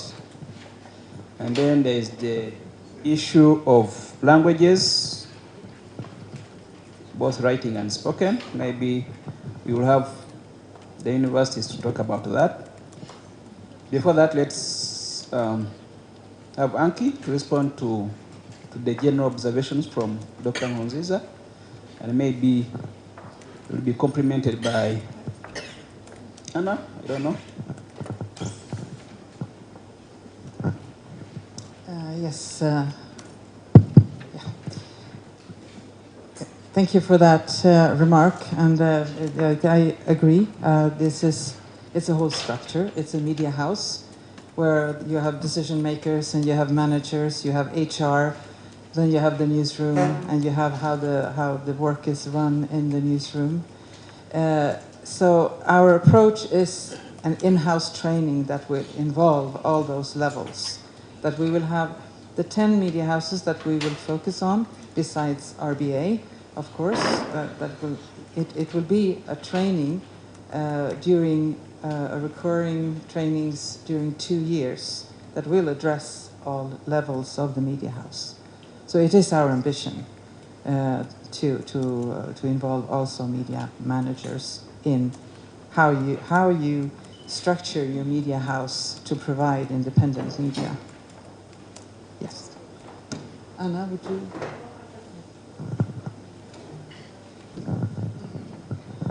I can just comment on what we have been doing and what Mrs. Ambassador mentioned also, that we have worked at RBA with the strategic plan for the company, a 5-year plan based on public service values for the first time. And this can be done in other media houses as well, you know, to support in creating a strategy for the coming years in all those different areas that Aldo pointed out. So that can also be done to involve management, which was something we decided to do because we felt that the journalists were hitting a glass ceiling, so to speak. When they were practicing public service journalism, they were insecure if they had their management with them. So it's really important to anchor all of the policies or the strategies within management so that the journalists can actually act and be safe in this sensitive area that you are still in Rwanda. Thank you. Let's have the deans to talk about the issue of language skills, spoken, written. Let's start with the Dean of SGSC. Okay, thank you for the floor. Actually, there's a long discussion about the quality of graduates. This is not new, actually.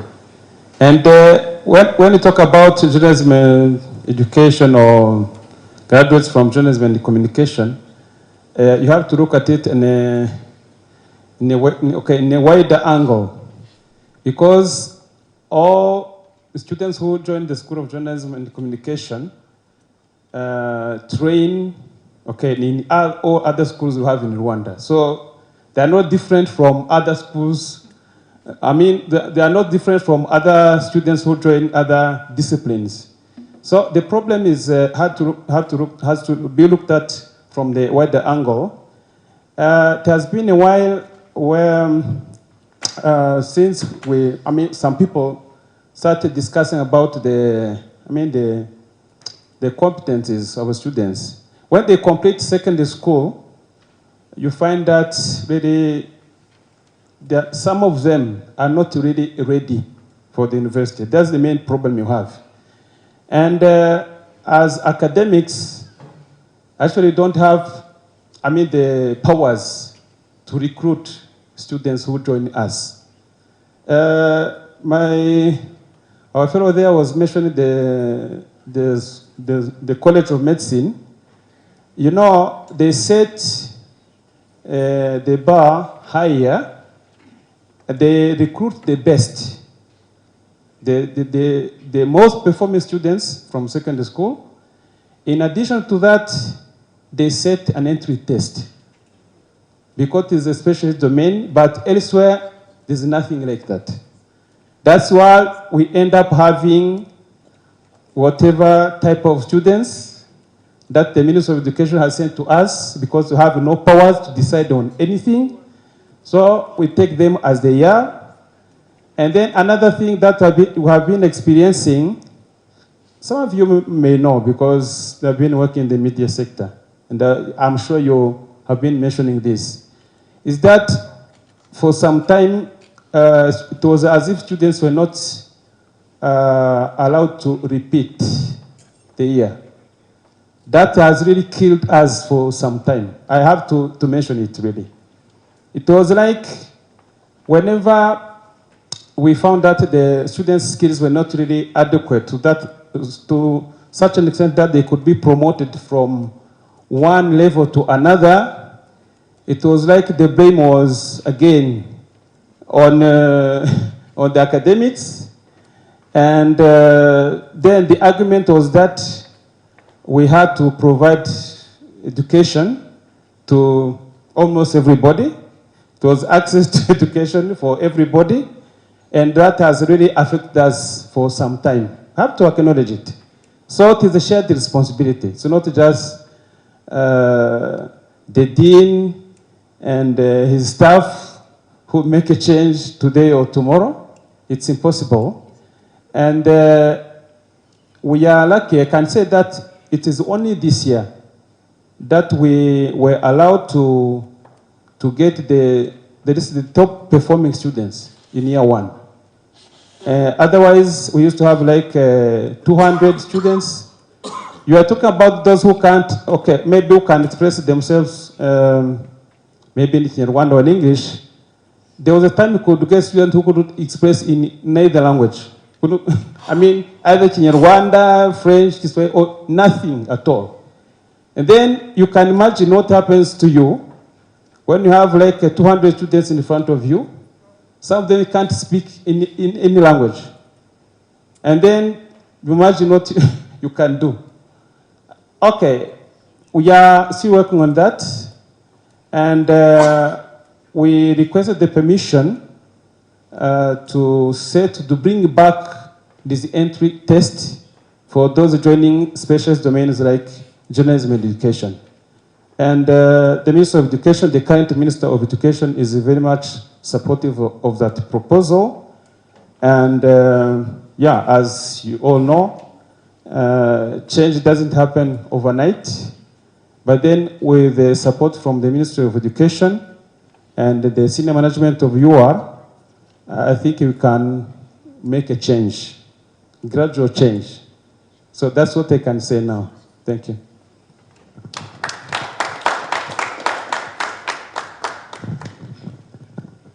Thank you, Dean. Let's hear from the Dean of ICK as well.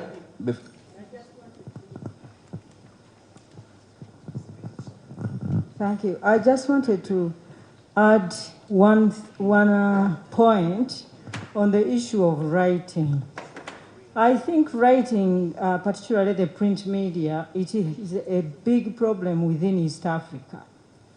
I attended a conference last year in Nairobi, and everybody was decrying the fact that today schools are producing journalists that are able to produce video, to produce TV, to produce radio, but very limited skills when it comes to news media writing, like writing stories. And they have, in fact, there is a shortage. Even at the New Times right now, there's a shortage of journalists, you know, print journalists. It's a big problem. Perhaps what we might require, or maybe ask this project, is to help us maybe with writing media labs, like the kind of labs that used to be in this country when we had the Rwanda Initiative project. Many of the students of journalism at that time learned how to write, and many of them are now working with news media, print media institutions. So probably we want those writing media clubs where people can pitch stories and then develop the skills. Now another issue is about the language. Most of us who teach the writing classes, we are teaching in English. So when it comes to media platforms that produce in Kinyarwanda, many children, even in East Africa, cannot ably write in their vernacular languages. So it is difficult, it's really difficult. Even, you will find that very few people can write Kiswahili in Nairobi, and they will easily be able to write in English. So there is also that aspect of training journalists to write news stories in Kinyarwanda. It's very complicated. Somebody might start writing a sentence that would ramble up to like 50 words. There's no comma, there's no full stop. And, and even if they are reading this script over radio, breathing becomes a problem because someone needs a pause to make a point.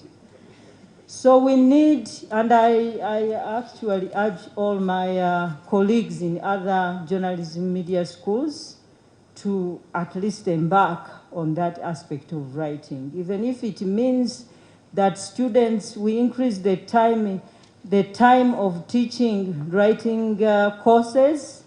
I think we need to work on that. Otherwise, we are going to run out of journalists who can work in the print media. Thank you very much. Thank you, Dr. Juko. I think we are behind schedule by almost 45 minutes. Let us end here and go for a break. And then let's make it shorter. If you can bring your cup of tea or whatever on your desk here, that would be much better. But let's not use up more than 20 minutes. Thank you.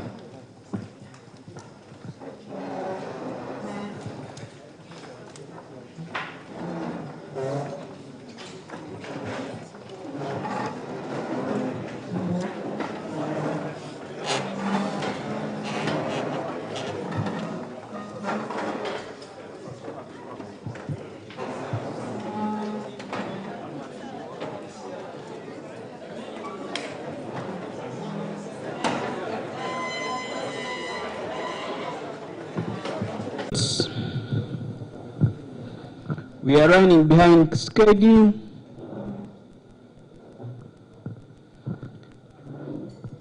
Ladies, gentlemen, return to your seats.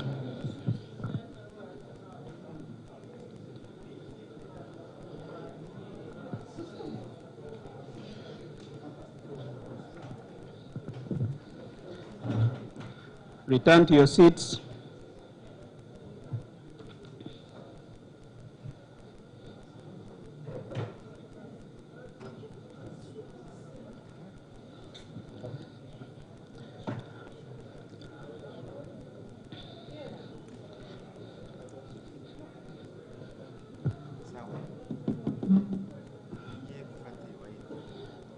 Return to your seats. Dean.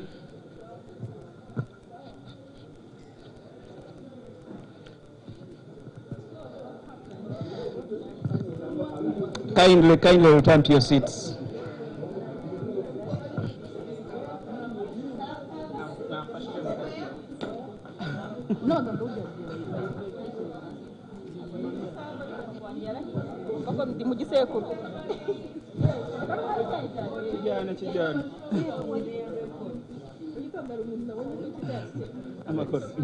I'm good.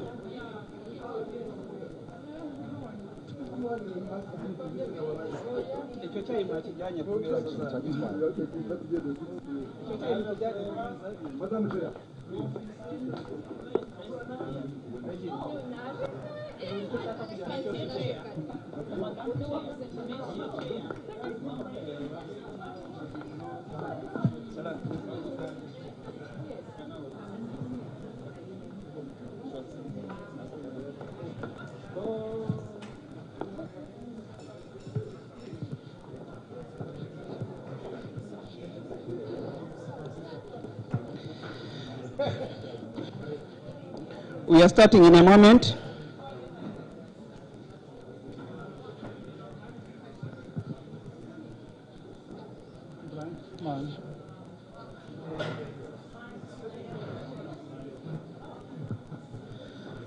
We are starting in a moment.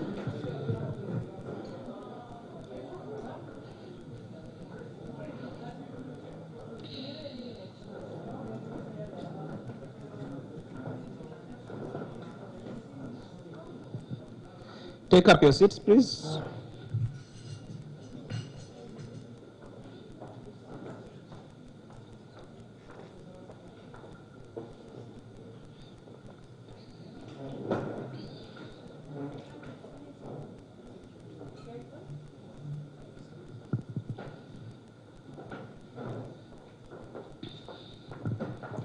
Thank you.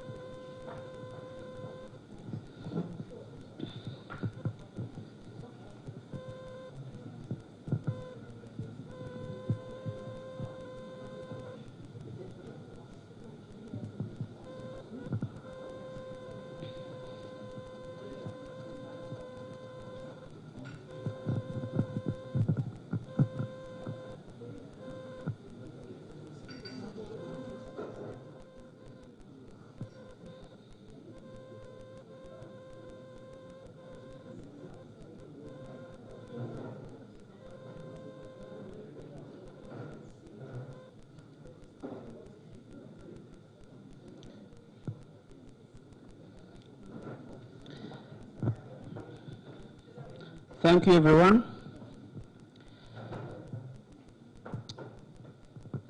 We are now into the last session of today's program, and the long-awaited one. The long-awaited one, the first ever National Media Consumption Survey. Guest of honor, allow us to invite Magnus and Sarah to lead us through this last part of our program. Yeah, Magnus and Anna. Thank you. Thank you. Take up your...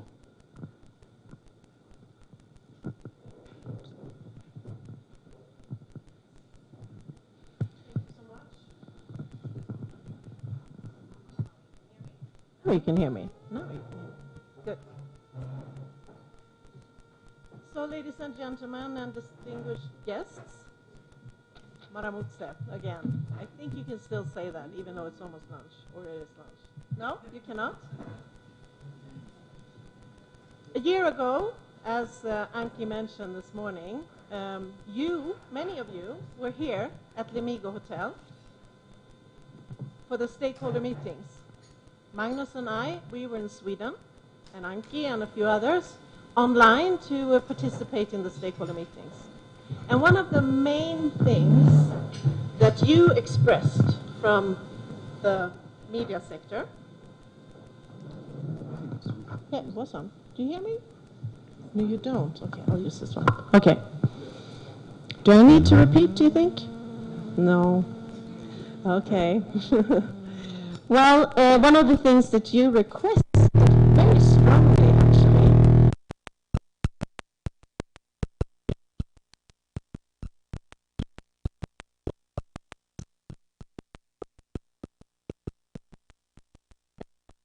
as they had when it comes to media content. And so we are very, very happy to be here today to give you just that. What you requested for you in the media sector to be able to develop your content, but also your sales. Because this is really an important part of developing media, is to know where the audience stands, what they want, what they like. And this is very private, as you know. It's personal, what you like in the media. And to find that out as content providers and managers is a gold mine. And it's really the prerequisite to be able to develop content and develop the media. because we all do it for them, for the public, for the audience. So I think it's really a privilege for us to be able to present the top line results here today, because we cannot present all the data, but the top line results of this National Media Consumption Survey in Rwanda. Magnus. Thanks, Anna. Thank you everyone for inviting us here. My name is Magnus Hansson, and I'm a senior audience research expert. I've been doing this for 30 years now, so it's quite a while. Actually, I started off in the School of Journalism, teaching at the School of Journalism, teaching audience perspective, because that was lacking at that time in the Swedish environment. And then in 25 different countries, some of them African, and Anna and I actually, we conducted focus discussions here in 2018 and 2017 with young Kigali people in order to get input for content production and ideas from different formats and things like that. So that was really, really inspiring. But this is inspiring to take this one step further. And very impolite of me to not introduce myself. My name is German. You've heard that I'm the project manager for the SMDU part of this program. I have about 30 years or so of experience, but in journalism. And I've done most of the different jobs you can do in journalism, both from reporter to producer to hosting and being a manager. But I'm also in project management and have worked 15 years with the media development projects in Sweden and around the world. Okay, so what are we going to do here today? You will see this agenda many times throughout the presentation because we are returning to it every time we go into a new section. So first of all, you'll get an introduction and a background to this survey, and we will also present, of course, the access to different media in Rwanda. That's really the base to be able to consume anything. And then look at the general media consumption habits before we dig in to radio listening habits and preferences, TV viewing habits and preferences, newspaper readership and preferences, and online and social media usage and preference. And at the end, we will also present a lot of interesting information about media trust here in Rwanda. So why have we done this? As I said, it's been a request from the media sector in Rwanda, but we are also interested, of course, in mapping media consumption in Rwanda, since we are working with developing the media sector. But most of all, it is to provide you with audience data, because we know it's lacking. It's something you have wanted for a long time. And this, of course, will offer insights to get closer to the audience. If you know their needs, you also have the possibility of developing your content and your sales to get closer to them. That's the next one, to develop content and sales, to build capacity also in audience research for more of you to understand more of this area, this field of research, and what it can do for you. Strengthening professionalism, of course, and I just would like to say that this is something that every media house around the world has to be aware of, because the big players, the Googles and the Facebooks and all of those, they are measuring every minute. So they know exactly what the audience does, and we're competing with them, even if we're a small media house.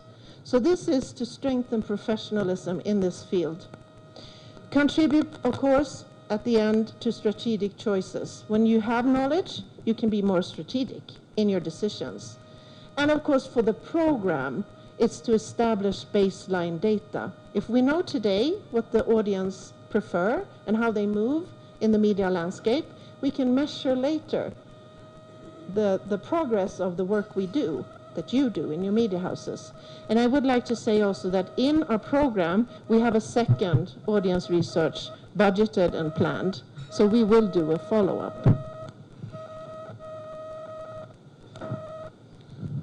I would like to pick up on something Anna mentioned at the sales section, even though that's not the main part, but fueling the media business with ad revenue.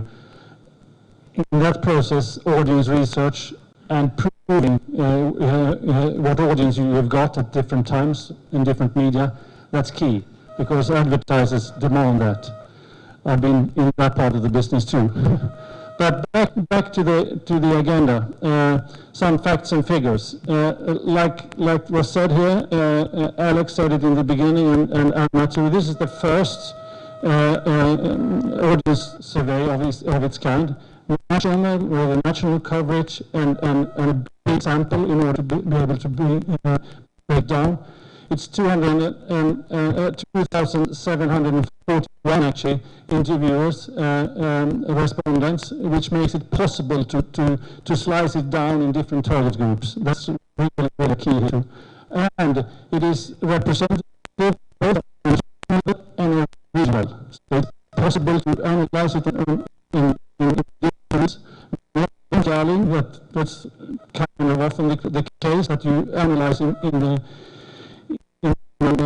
capital or larger capital areas. It was conducted with face-to-face interviews and from age to 80. And you can imagine from age you need to have approval and everything like that. So that's a tricky thing. Actually, in a lot of other countries, you start at 18 because they're adult, and then you don't need any approvals. But so this is really ambition in terms of that too. And as you all know, field work conditions were really, really tough.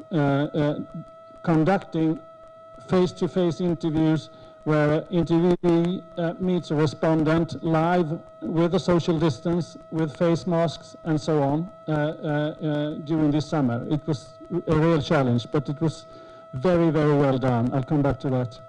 And we also needed, of course, relevant visas and approvals in order to be able to do this.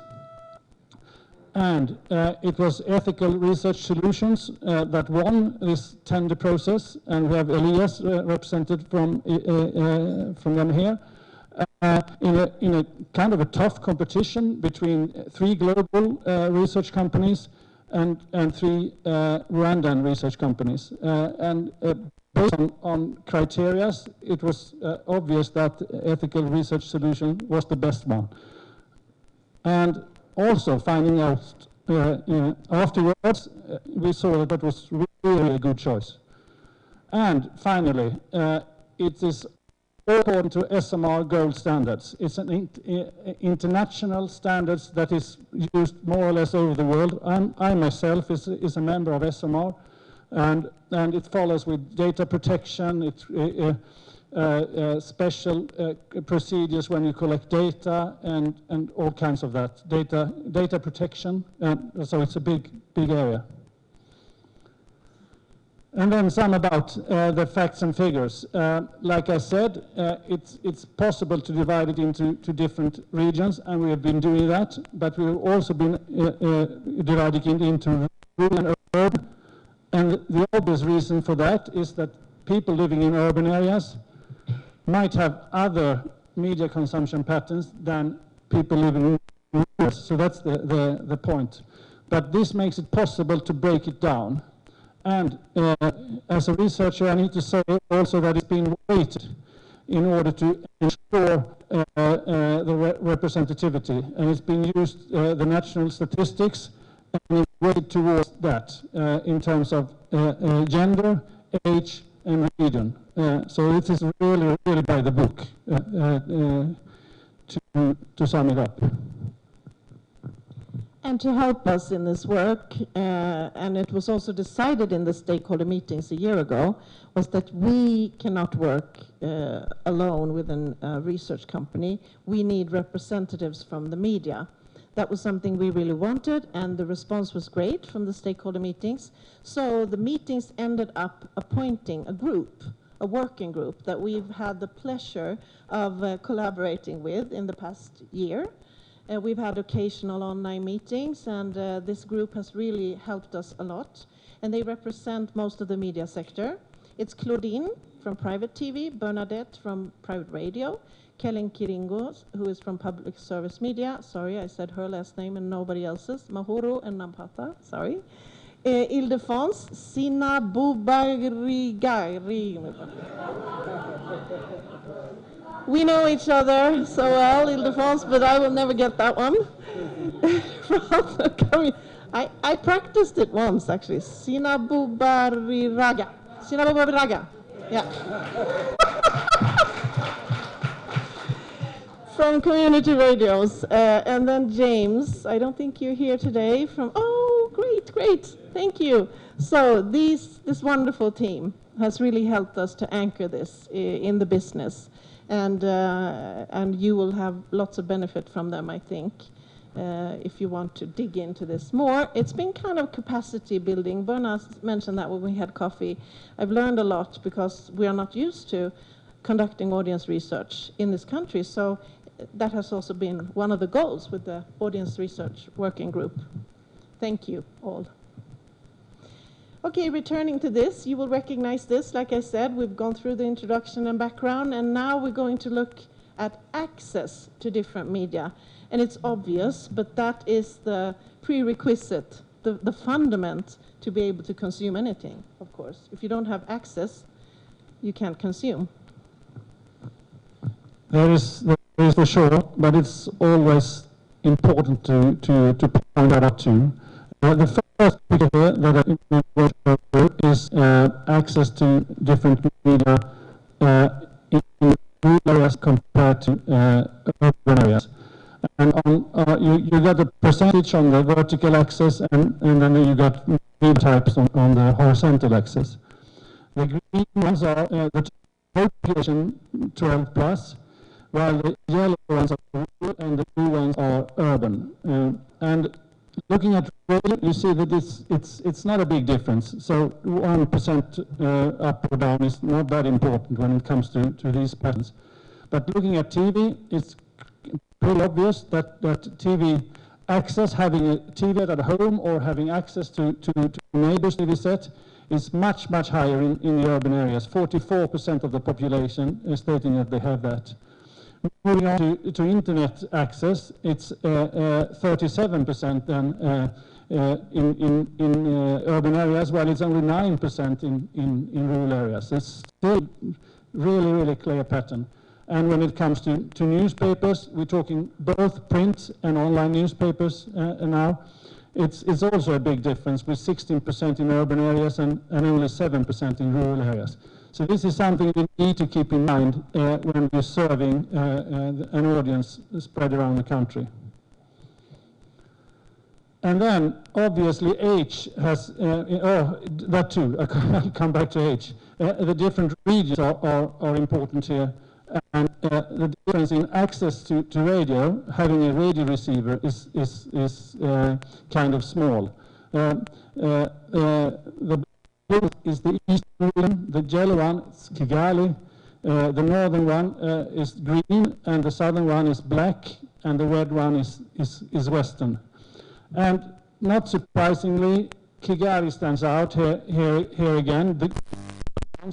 With higher penetration of TV, so more people having access to TV and internet, with 39? Yeah, my eyes are 60 years old, like myself, so getting a bit hard sometimes. And then newspaper 21%. And that is also really important to keep in mind. But what we see here is that it's another pattern that we not really fully understand. You probably understand it, that the eastern region is higher when it comes to TV access, and also a bit on newspaper and internet access. So let's move on. Both gender, age, and rural, urban into this. And what really shows really clear here is the older population, in the white bars, with high access to TV, radio, low access to TV, almost no access to internet, or to newspapers, print and online newspapers. So that's the clearest pattern of them all. And then different target groups in urban areas have higher access in general, both young women and young men, and also middle-aged men, the red ones, are high in most of the middle-aged urban men. Yeah. And very obvious pattern is middle-aged urban men having access to newspapers, both printed and online newspapers, is much higher than anyone else. So that's a very clear pattern. And finally, we also add on education, because that is important, and that is a dynamic when it comes to media usage and access in general. And what we see here is that highly educated people in urban areas are really high everywhere, but also highly educated people in areas have high access. So the difference between low educated people in rural areas and the high educated people is really, it's massive. And you can imagine what that means when it comes to consuming different media. If you don't have access, you cannot really consume the media. So that's a really important thing. Okay, this is a lot to take in. We know that figures and graphs go, you had coffee, but you're still a bit tired. So we think we should all stand up just for a second. Come on, everyone, and just raise. Okay, you can sit down.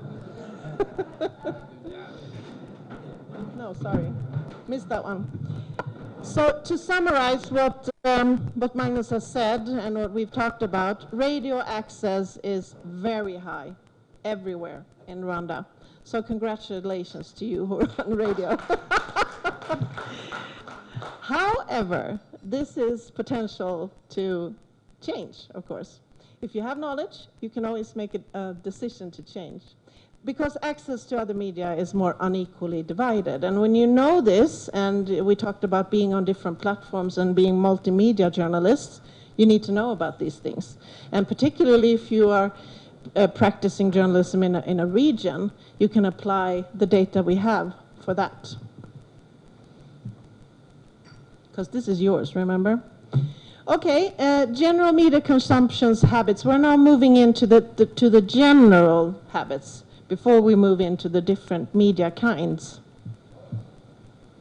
And looking at the overall media consumption, I would like to emphasize that we are clearly, emphasizing that we are going on into the actual consumption. This is the difference. Access is one thing, what you're consuming is something else. So how do Rwandans then use the opportunities that they have through the access to different media? So if we look at this, we have radio in blue, we have TV in yellow, we have internet, and now I need those, social media in green, and then newspapers, including print and online, in purple. So what you see, of course, is that radio, which most people have access to in Rwanda, is very popular many times of the week. This is dominating in Rwanda. I'm sure you all knew this, but it's anyhow, it's good to see it like this, because if you add 63 and 30, the blue pillars here, you get 93% that listen to radio in a week. So it's a very, very strong media. And TV, as you can see, is not as strong, and internet, of course, again, access controls this, and newspaper is also very low compared to radio, which is very dominant. So what are the differences between women and men then? You can see that radio, which is highly consumed in Rwanda, it has a difference. It's substantial. It's not very big, but you can still see the difference, that men in blue consume radio more than women in yellow. And they actually consume everything more than women when it comes to media. And that's a good thing to reflect on, actually. Why is that? Maybe you have the answers, or something to really reflect on when you are in content provision.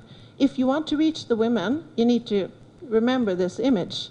And we talked about before how the gender gap is large in the media sector and how we need to bring more women into the media.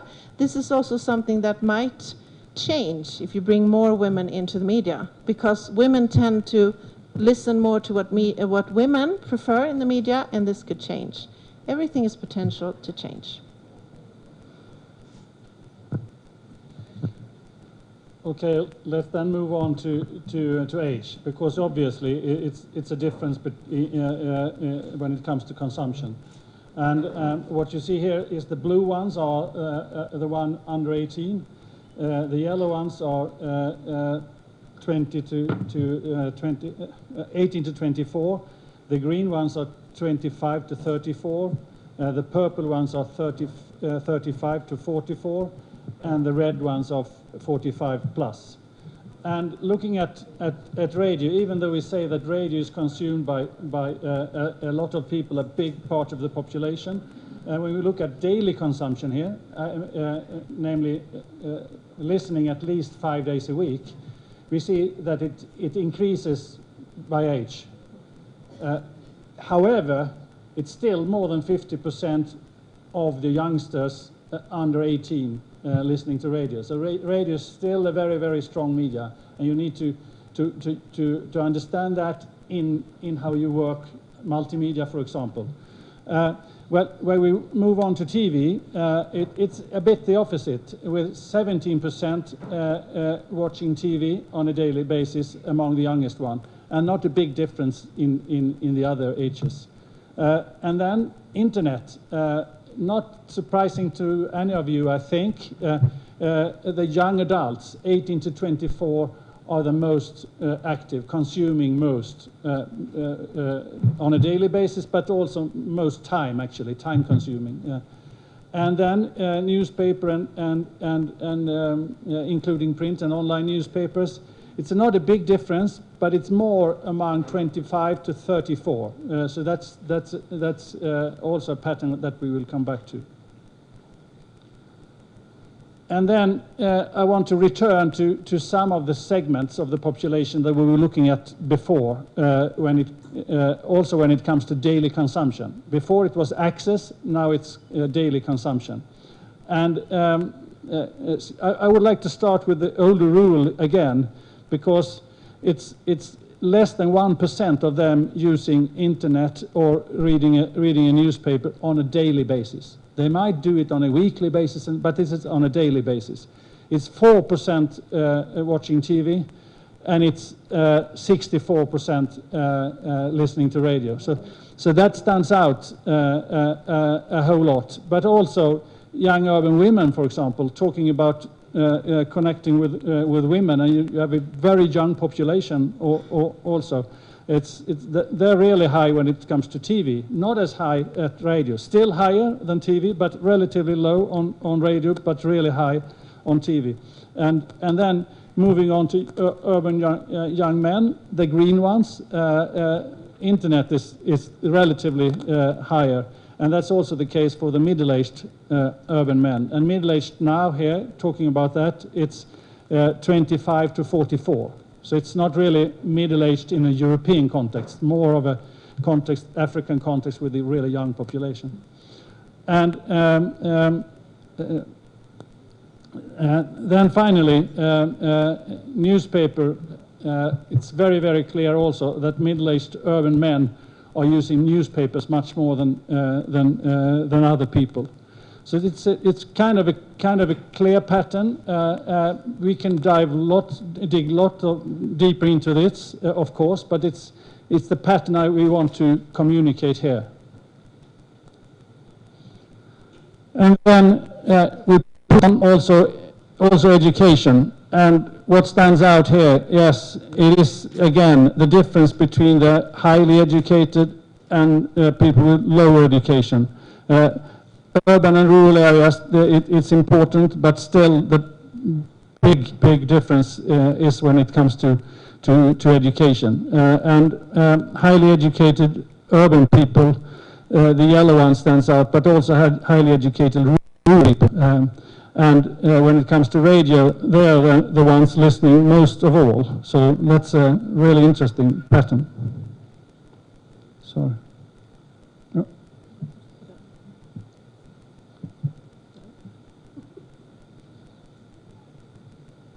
Time to summarize again.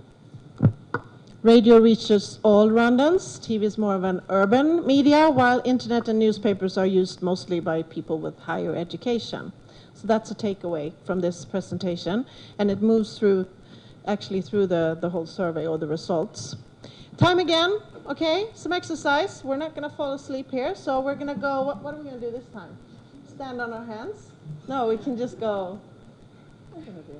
Just go like this, just sit, shake. I'm sorry that everyone is participating, that's so nice.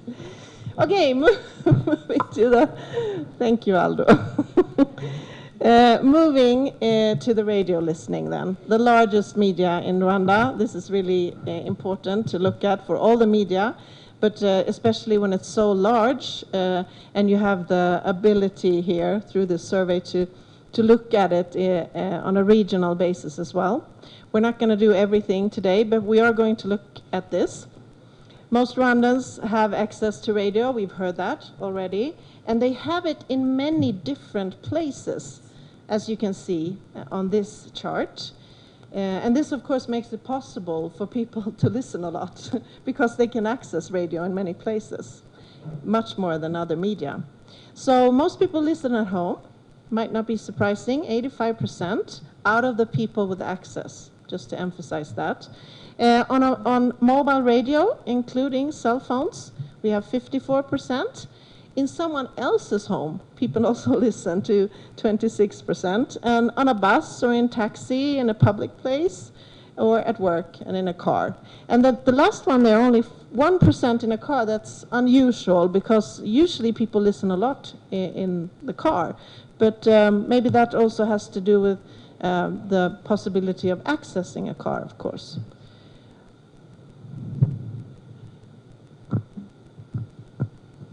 Okay, one step further is to look at the listening and the frequency of listening. On the horizontal axis, you see daily listening, and it's kind of obvious that it's the daily listening is high. We've said that before, and the daily listening is actually higher in urban areas, while the weekly listening is higher in rural areas.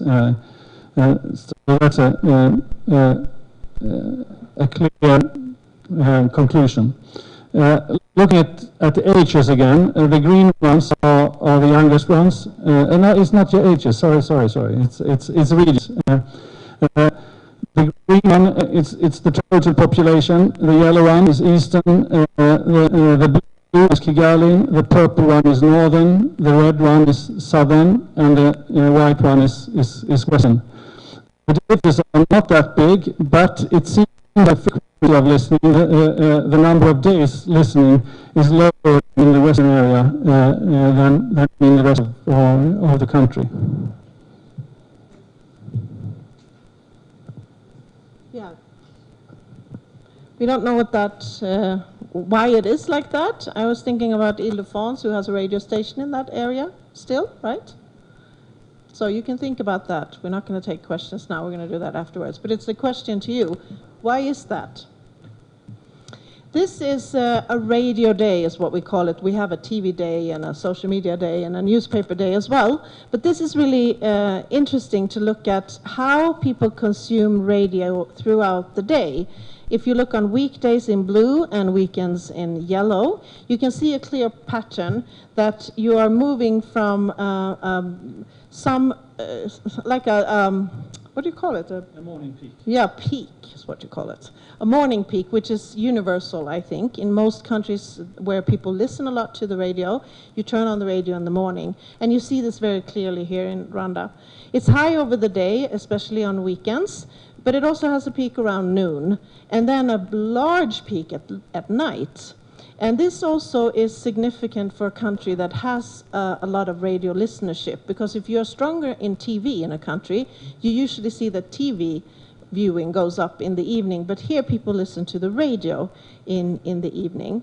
And remember, this is national statistics, so you can break this down into regional differences and study that. Of course, of interest when you develop your content, but also for sales, you know, for advertising. To know these things is very good. But then what radio stations are the most popular?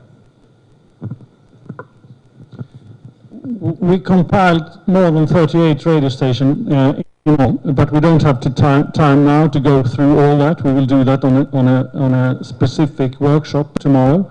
But on the top of the list here, the top three radio stations are Radio Rwanda, KT Radio, and Kiss FM. So Radio Rwanda reaches out to 64% of the population, or the people having access to radio, which is almost everyone.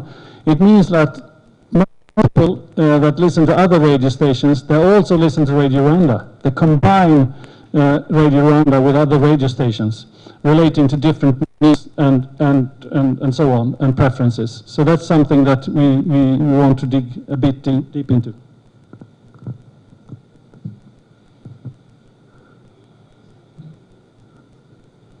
And if we dig deeper into what they actually listen to, this one is quite tricky. I'm going to guide you through it. So this is what the listeners prefer when it comes to content. So this is kind of the content ranking, which is a gold mine, of course, if you want to work with content development. So you look at this and you find that national news is really, really strong among the listeners. They like national news. 84% like the news and prefer that. Radio drama and fiction is big in this country. You know, on Thursday nights you tune in around 8, is it? Okay, 45. Thank you, Aldo. And so this is big. Then sports, of course, you're a sport nation, so 56%. And then if you move down, you have some entertainment, but local news is also very high. And then some topics that you can also, you know, penetrate and think about, do we have content of this kind or don't we? Maybe we should develop this if we want to reach a certain target of the audience. And international news is also quite high. I don't know if the arrow shows. No, it doesn't. But anyhow, I hope you can see. And you can also be very interested in what is not on top of the list. If you think that a topic or an area is important to cover. For instance, environmental issues. We know from this being an agriculture country, and with the climate change, this is something that you know, people could be interested in, but maybe it's not packaged the way they need to have it. So maybe this is an area of development. We think so within the program, because this is an area that we would like to focus on throughout this program, to develop environmental journalism, because it's a topic, as you know, all around the world. So it's also interesting to look at the not so popular topics, if you really have something important to say in this field. So this can be used for a lot of things. Some of the topics are news related, others, like I said, entertainment, and they vary between different groups. This is what we're going to look at now. Because female and male preferences are different, as we've seen before. And when you look at the topics, it doesn't vary a lot. The male are the blue and the yellow are the female. But you can see when it comes to news, the men seem to be more interested in news than the women.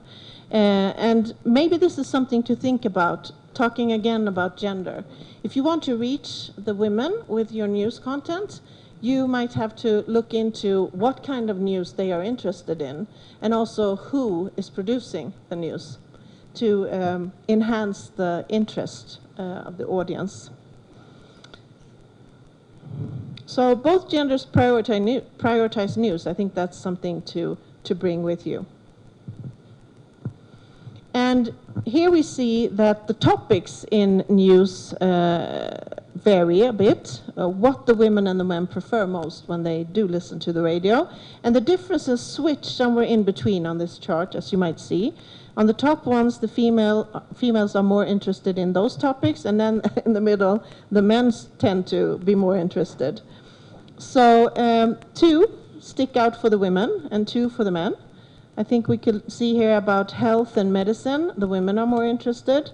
We also have gender issues, sex roles. I think gender roles would be more appropriate. And we can also see that for the men, economy sticks out, and also about political issues at the very end. So this is also something to look at when you target your content to different groups. Okay. These patterns are familiar from other countries, I would say. It could differ a little bit, but the general pattern is well known in parts of the world. Sorry. The well known more or less all over the world, actually. It could differ a bit, but it's still very, very important to keep in mind that if you want to stimulate news consumption among women, you have good possibilities to use this as a tool. Okay, to summarize, radio for people in Rwanda is drama, sports, and music, but most of all, it's news. It's very clear in this survey. And how are you then in radio going to fulfill all of these different needs? That's really something to, and needs and expectations, that's really something to think about. Okay, time again. Now we have to get up. We're up all the time. Stand up. Stand up. Now you can, well, you're not supposed to touch your neighbor, but you can wave to your neighbor. Otherwise you could shake hands, but we're not going to do that. Isn't it nice to just go, oh, stretch? Okay, you can sit down again. Thank you.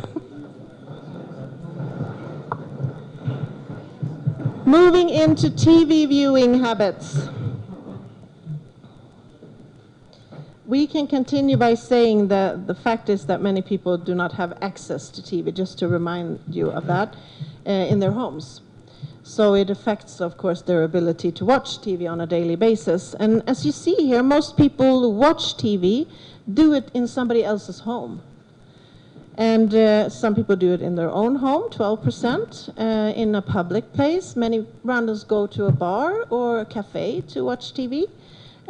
They might have it on their mobile phone or cell phone, and some people watch at work. That's good. If you work in a TV station, you can always watch the TV. Why is this not working, Magnus? You know? Now it works. People access to TV tend to watch on a daily basis. So it's a daily media for the people having access. And that's what you see here. 10% watching TV on a daily basis, and much higher, much higher in the US. And then you see further on your left-hand side, less frequent viewing, but that's an important conclusion that most people that watch TV, they do it on a daily basis. And then the audience, again, the green Kigali stands out a lot with 32% daily viewing, 30% viewing at least during the week, and the other three also quite frequent.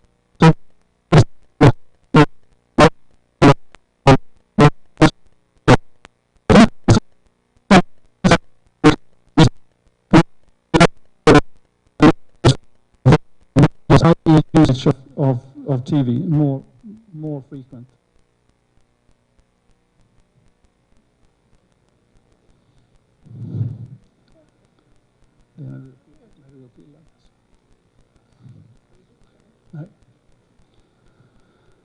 And then let's take a look at people having access, the 27% having access, that's where you see the frequency of using. That 37% watch on a daily basis, and another 26 at least one or more days a week. So this is pretty obvious. If you have a TV set, especially if you have a TV set at home, you tend to watch daily.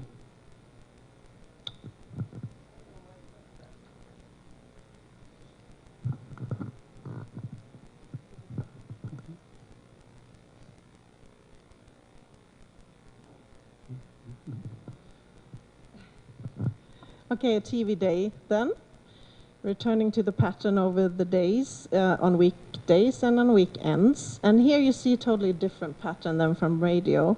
You don't have a peak in the morning, no morning TV, or at least not very popular.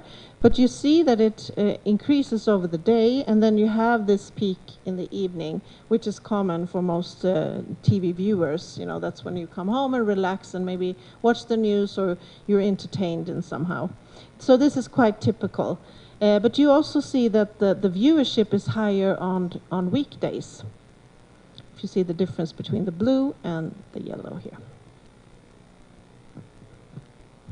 And then a top list again. We've captured, I think, 22 TV stations altogether, national and regional TV station, and we don't have the possibility to dig into that today, but we will do that in a specific workshop on Monday. So please sign up for that if you want and if you can. But still, these are among people having access. I've said that before, and I keep saying that, but it's really important that we see that those 37% watching Rwanda television daily, it's among the 27 having access. So it's 10% of the total population. So that's really important that you bring that in mind. And then TV1 is the second one with 21%, and big television network with 20%. So 20 and 25%, that's same. You shouldn't draw conclusions based on 1% up and down, but rather look at the patterns. But it is also the case with TV viewing, that you go to different TV stations and watch TV depending on your needs and your assumption of their content. And normally you use much more than one TV channel a day. You swap between the different ones depending on different kinds of content and your preferences. And that's something Anna would look closer into now. Okay, the content ranking for TV then. Looking at the different topics here, you can see again, news. Rwandans love their news. National news is on top again, sports on second, and then some entertainment, TV series and films, but also about film people in the industry is something that interested many Rwandans who watch TV. Live concerts and music programs, and again, international news. So followed by local news. So news is big. And also regional news from the East African area around, the countries neighboring. And again, I would like to remind you and think about all of the things more at the bottom here. Things that people have ticked in or answered when they've been asked about their preferences are things that people are interested in. But what would it be like if you really, really developed content about investigative journalism, or if you started a documentary series and you saw in the next audience research that it moved up to this content ranking? That would be really exciting. So that's how you can use audience research. And this is the preferences when it comes to female and male again. The male in blue and the female in yellow. Not very big difference here when it comes to TV. It seems like both genders are equally interested in the different news that TV produce. But some differences, small ones. And here is the content preferences when it comes to female and male. And this is really interesting when you look at the areas of news. They vary quite a bit, because if you do news about, for instance, culture or health and medicine or weather reports, you tend to reach the women more than the men. And if you talk about political issues, that's the only one that's stronger than the women here, actually. The men like it more than the female. So, of course, because we have a gender focus, we're not going to neglect the men, of course. The men also need their special care when it comes to different content provision. So this can also be used, of course, whatever group you want to target. And again, a summary. TV in Rwanda is unequally divided. We talked about that before. Then how are you going to get more Rwandans to watch TV? If you're in TV, of course, you're interested in gaining the audience. Or if you want to look into what we talked about before with multimedia platforms, broadcast is being questioned a lot all over the world now, because we can see videos and moving content on all platforms. So that's also something to bring into the discussion. Are we going to focus more on TV, or are we going to move to other platforms with the TV competence we have?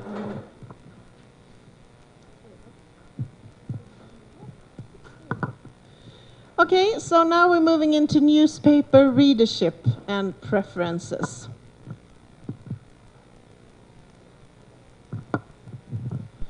Something that we really need to keep in mind looking at these figures is this very specific situation with the COVID, which has been very, very difficult for printed newspapers. That's something that you need to bring in mind.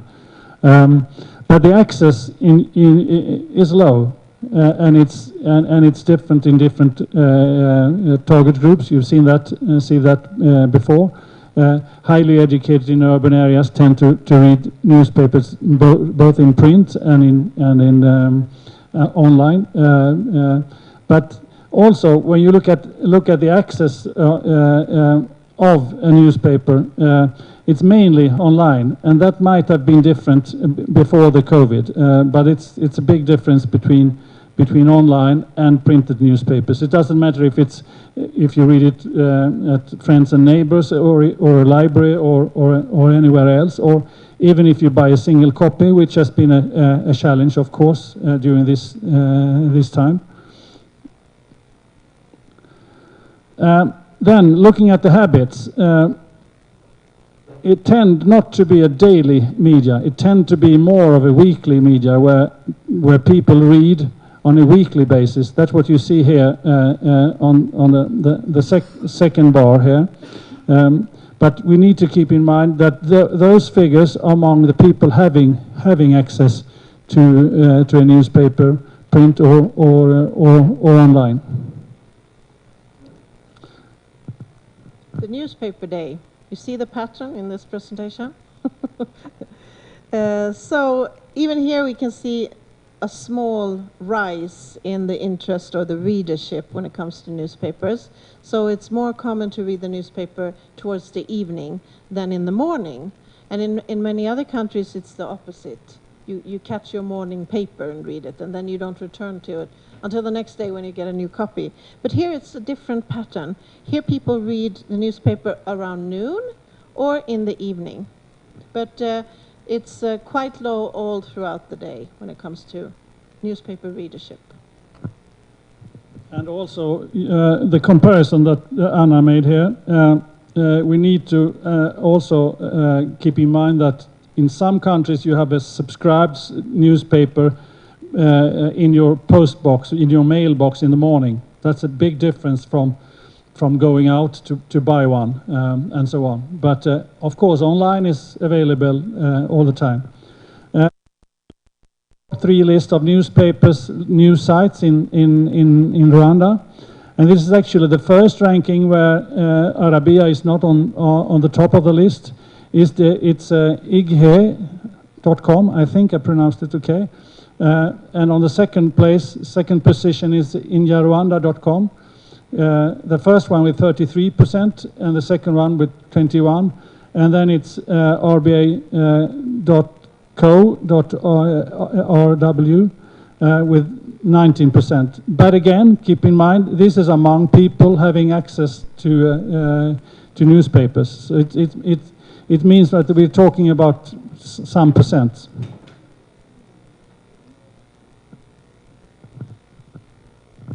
So I would like to emphasize here the resemblance when we look at the content ranking in the other media, the favorite content between newspapers, TV and radio. Again, national news on top, sports and entertainment. But you can also look, I would just like to encourage you again to look at all the others. What your focus is in your publication. Climate, for instance, environmental journalism is quite low, the interest for that topic. But again, that's something that we know that many people are interested in. Moving out, especially in the rural areas.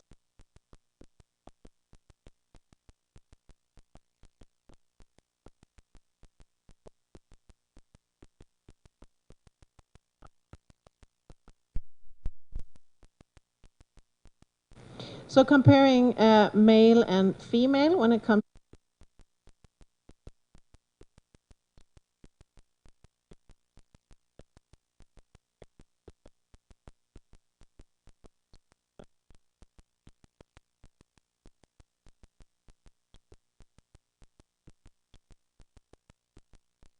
Here we changed the female and male, Magnus. Oh.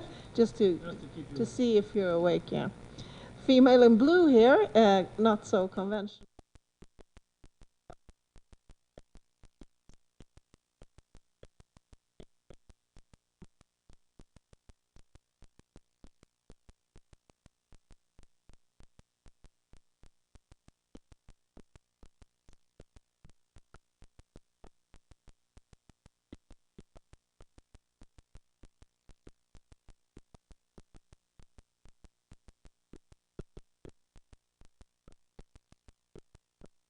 Running a bit late, but it's very interesting and very useful. And in the newspaper workshop that we will have next week, we will dig into this more.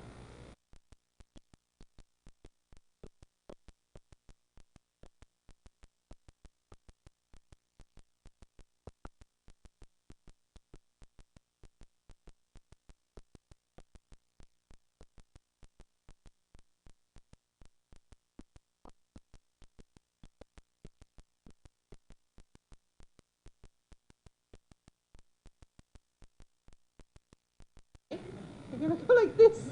Please stand up. Okay. Thank you. Yeah, it's a good one. Thank you. It makes you wake up a little bit, doesn't it? Okay, so again, moving back to access, because we really need to look at this when it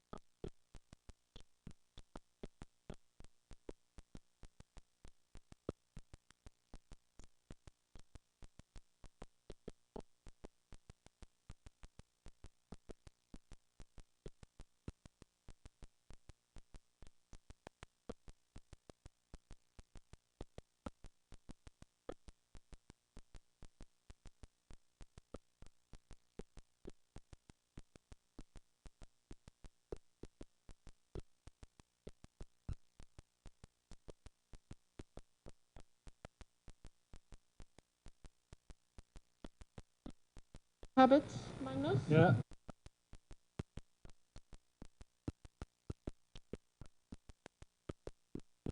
Now, so when internet came to us, so to speak, it got mobile quite rapidly. So that is an international pattern right now. But then, looking at the actual users of the internet and social media, we see directly that it is a daily consumption, and it's actually more than a daily consumption. It's a consumption lots of times during the day, lots of different possibilities that people take advantage of. That is the typical pattern, and also you see that some of them using it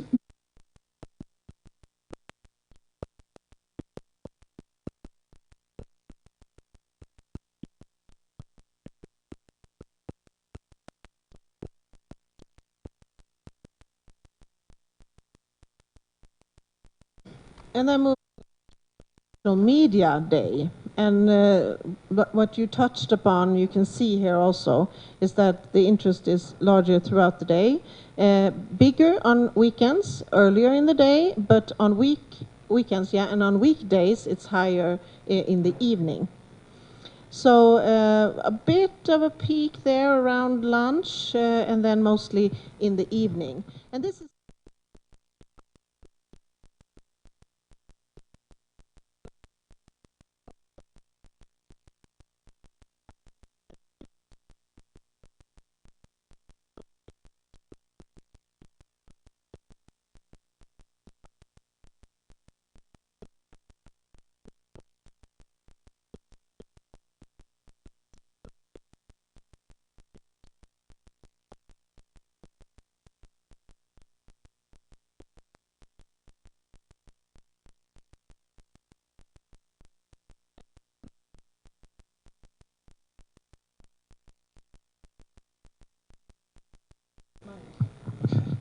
And we also have a top list for social media. And what you see here, it's a typical global pattern with one exception, and the exception being WhatsApp. WhatsApp, it's big globally, but it's huge on the African continent, and that's what we see here. It's not very often that you see WhatsApp being a bigger media than Facebook and YouTube, but that is the case here. But let's keep in mind, this is among people having access to internet. So this is among the 14% having access to internet. So it doesn't say that WhatsApp have an audience on the same level as Radio Rwanda. Not at all. You have to divide it into the 14, which makes it about 7 to 8% of the total population. Obviously, more probably among younger people and among urban people, but still a clear pattern.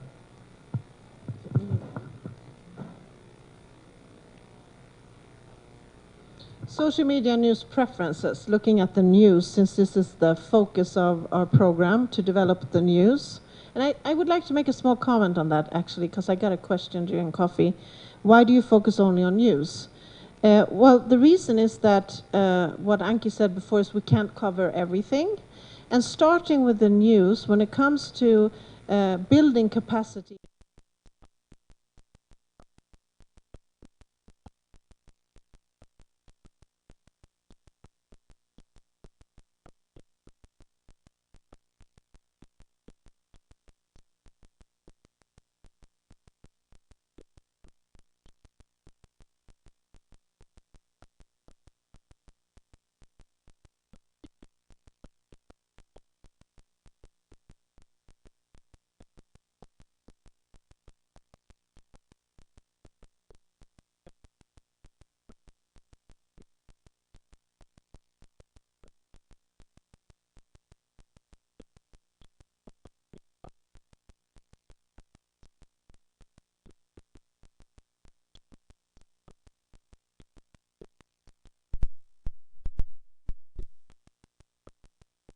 use and access this.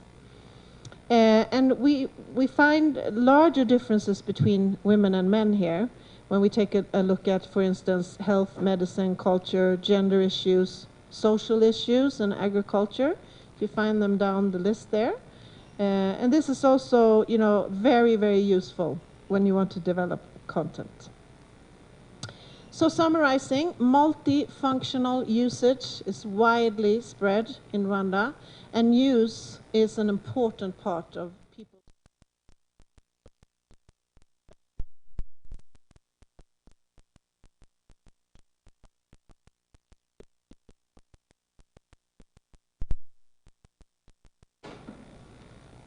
Should we stretch again? I would like to add on, okay. actually one thing. It's that we have other functions also, how they use social media, and videos are really high, watching videos. But watching videos, news videos, for example, that's a potential, that's something to think about.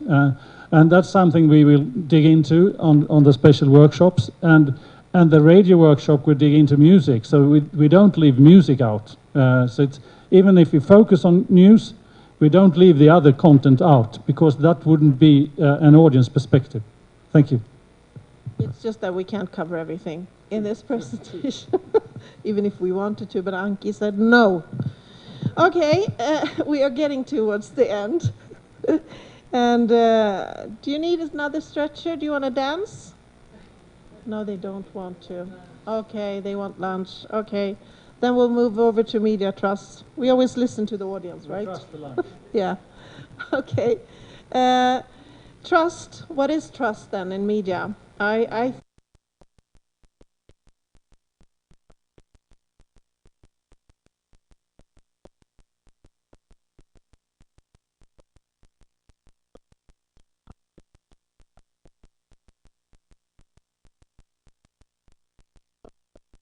Could you tell us a little bit about the different groups and their perspective? Also like to make a kind of connection to the program, what Anki was showing us, impartiality, credibility, fact-based, different perspectives and so on. That's interesting. It pops up when we ask the audience. So it's a good balance between the expectations from the audience and the purpose and the aim for the targets for the program. This is really important. It's complex though, because it's a lot, so it's difficult to cover everything. But if we're interested in gaining audience trust, we need to study this list and be really, sensitive to what people need, because we are here to serve the audience.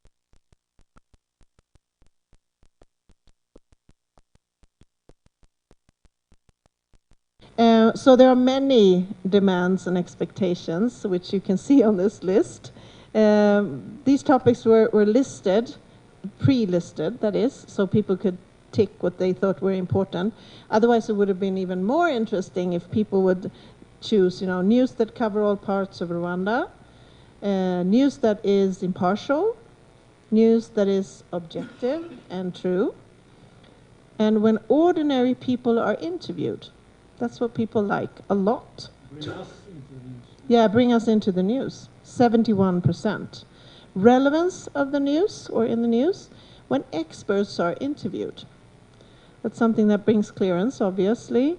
And news that debate government policies is of high interest, 67%. News that is explaining, that's something to think about. Sometimes we talk over people's heads when we produce news.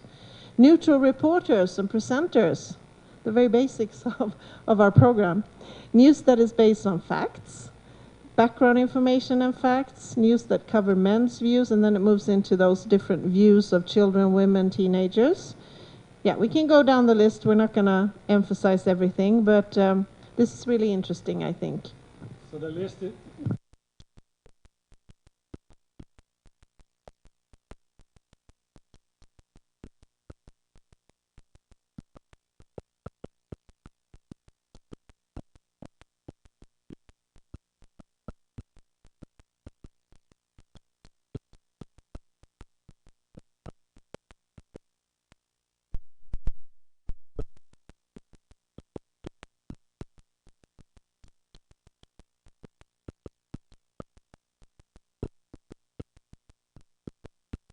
And considering that, we see that the level of trust for Radio Rwanda is really high, 95%.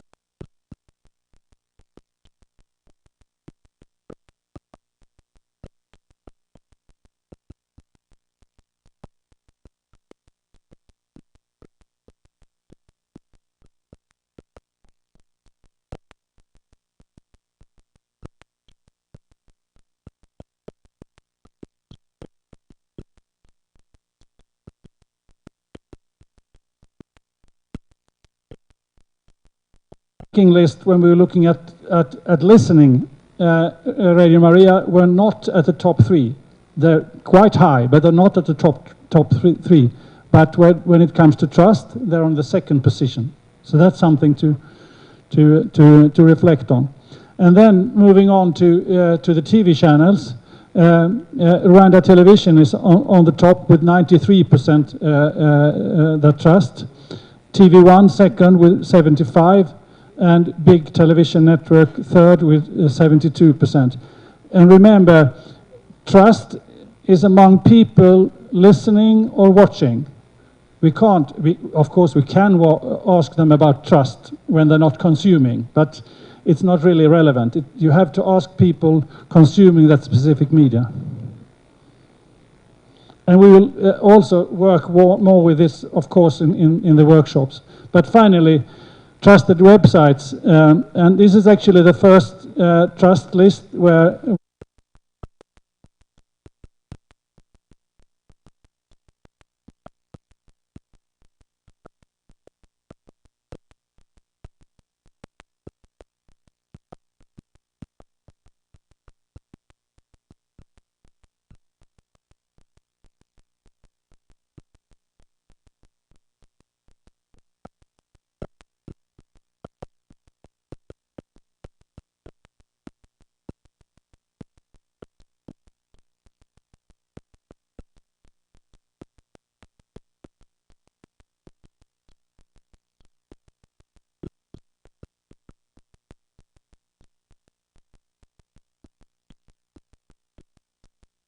the house that you represent, this is something you can work on. That's what I was trying to say with the different rankings or expectations when it comes to trust, is you can of course improve. So this is the baseline, like I said, for a lot of development that you have ahead of you if you're interested. So Rwanda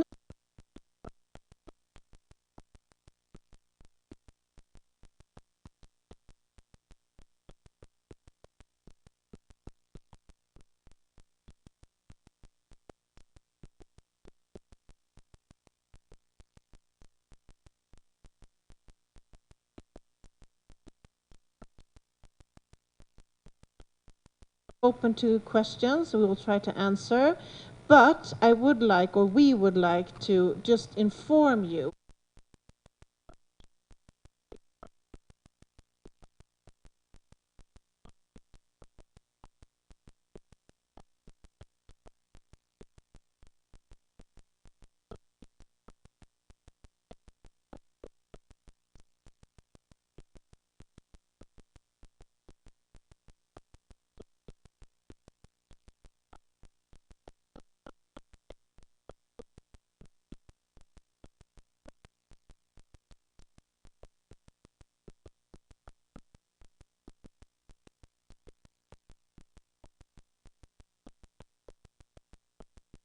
Please wave, because he has information about the different workshops. If you want a reminder, he has them, a bit of information and program and, you know, the hours and where you're supposed to be and everything. So you can pick that up if you want to, or if you want to take a picture of this. We hope to see a lot of you. Some have already been invited, but we are open to take in more people. So please join us. We will work more on this. And I would also like to say that included in the program, in outcome 1, that for you is responsible together with Pax Press, there will be an opportunity to apply sort of for support, more support when it comes to audience research, to learn even more. And all of these, you know, hints that we have been giving you, how you can develop your content, you will get hands-on support in how you can develop content from audience research. And also, I think, you know, to prepare for the second follow-up audience research, to get enough in there that you wish to have, because now the audience research working group helped us with the questionnaire to make it relevant, but we also have the opportunity to take in more when we do the second one. I would like to add on something, because I'm in sales.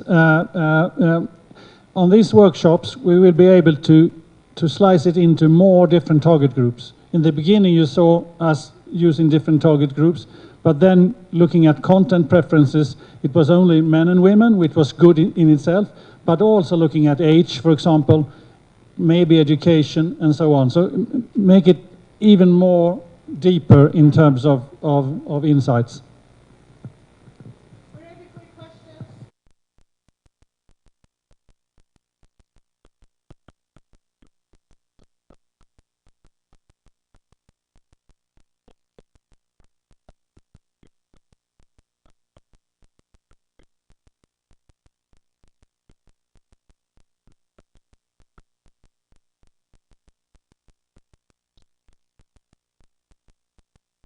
Let us first take how many at a time? How many at a time? Huh? How many questions at a time? One at a time. One at a time. We have a lady at the end. Okay, the first two ladies.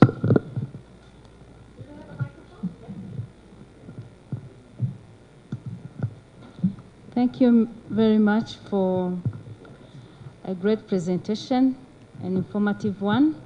My name is Solange Shayanone. I'm the Vice Chair of Pax Press.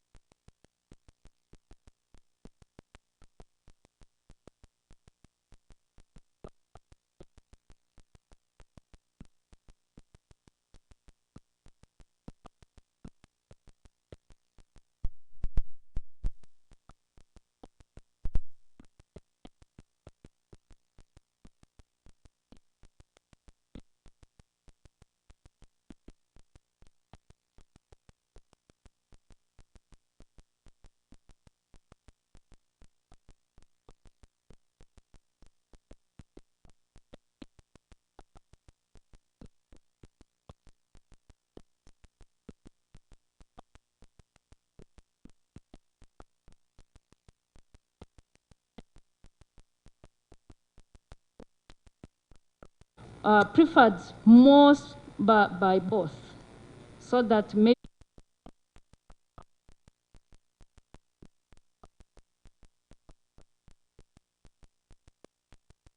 Thanks a lot. That's a very, very relevant question that we get every now and then. And first of all, we cannot ask follow-up questions. Why? It's more of a discussion around that. My advice would be to conduct focus groups where you meet listeners, viewers, and readers, and you discuss.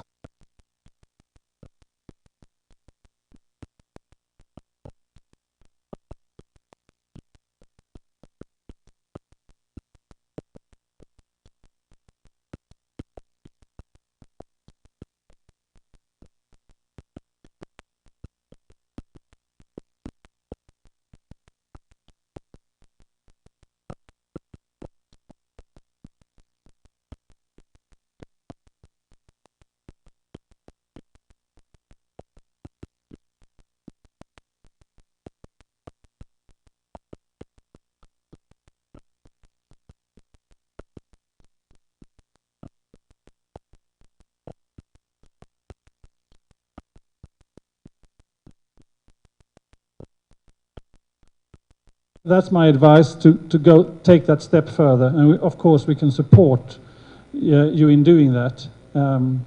But it's almost difficult to ask the reason why when they've been asked about 30 different topics.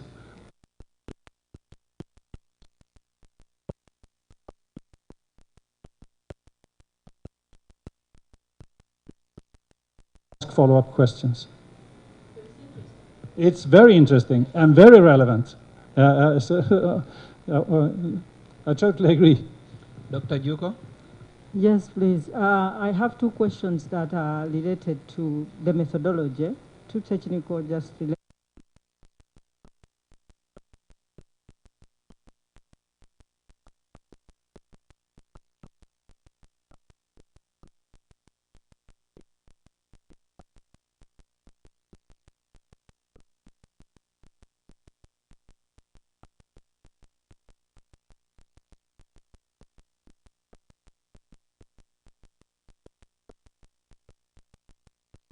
that you met during this research that are not necessarily related to COVID-19, because those ones we are aware that you may have faced many challenges. But some of the challenges, like for example, accessing the 80-year-old and things like that. Yeah. Thank you very much. Yeah. Thanks for asking that, and that's really, really relevant too. As a researcher, I like those kind of questions. It's not very often that we get them, but it's really, really good. 2,741 was actually based on that the budget would give us possibility to interview 2,500 divided into 5 different regions. But then ERS delivered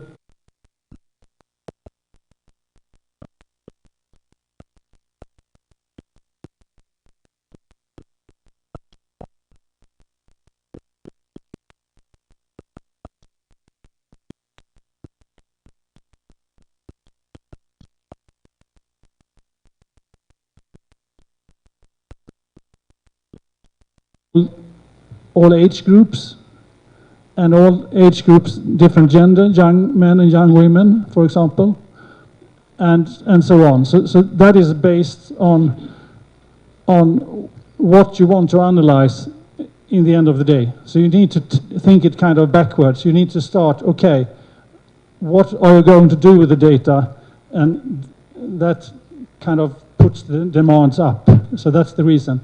Normally, in a country size like Rwanda, your population is a bit bigger than the Swedish. Normally, you have a sample of 1,200, something like that. So 2,500 as a starting point is very, very high. And the reason for that is that we had to be able to analyze it on a detailed level. And we had to be able to analyze also readership, for example. Because people reading a newspaper, they got the follow-up questions and so on. So that's the kind of method behind. Does that answer to your question? Okay, thank you. Albert? Okay. Yes, I just want to add one thing. The unique thing with this research is that what we learned from the stakeholder meetings before and the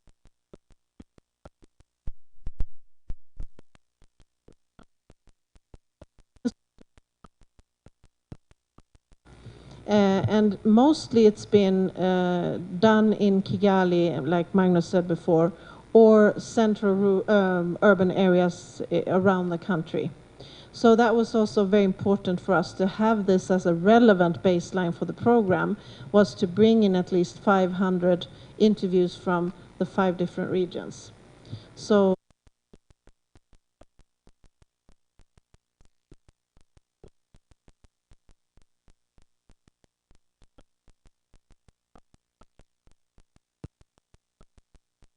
Albert, and then Emmanuel from ARJ. Thanks a lot. My name is Albert Baudouin, the National Coordinator of Pax Press. I want to congratulate you for this important work. I think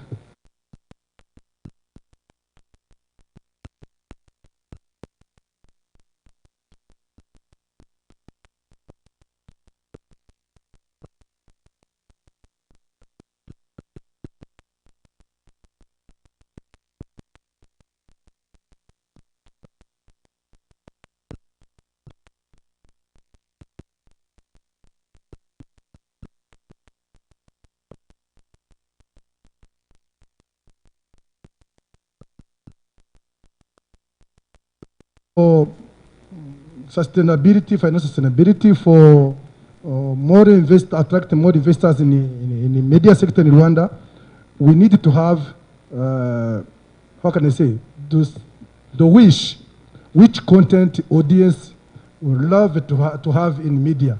that is not there. Sorry?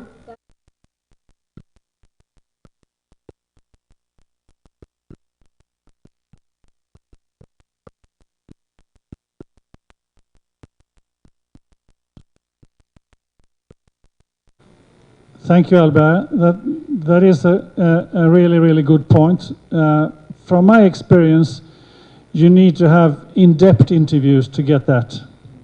you need to have a dialogue. If Aldo and I would have a dialogue between his and my needs and expectations and wishes, we could get that kind of data. But on a face-to-face interview with this, like this, with 80 questions in a questionnaire, it's really, really difficult. But I would say encourage you to take that step. So that's a really, really good point. And my advice there would be to use focus groups, to have a qualitative analysis, where you meet maybe 10 to 12 people discussing content and content preferences and wishes and what they miss. Because if you ask an open question, what do you miss? Normally you don't get any answer, because they need to reflect it to something. But if you get time to discuss it, you get really relevant input. So that would be my advice.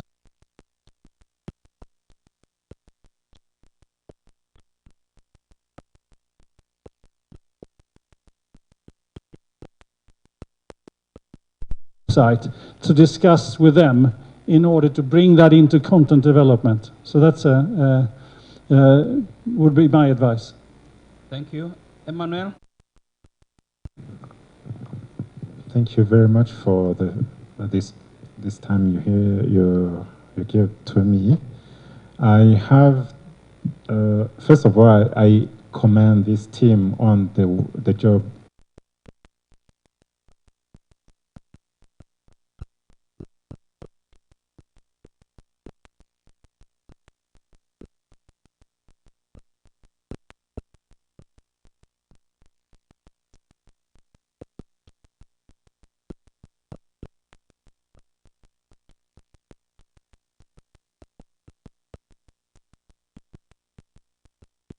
But not the first one, because before, in 2008 or 9, there is another big audience survey that have been conducted, and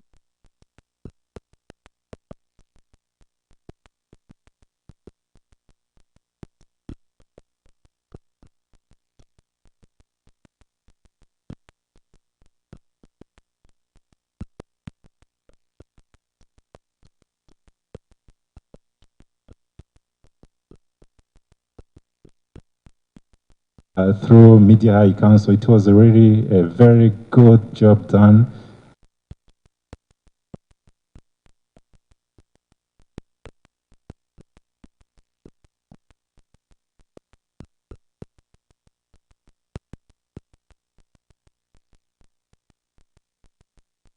International media.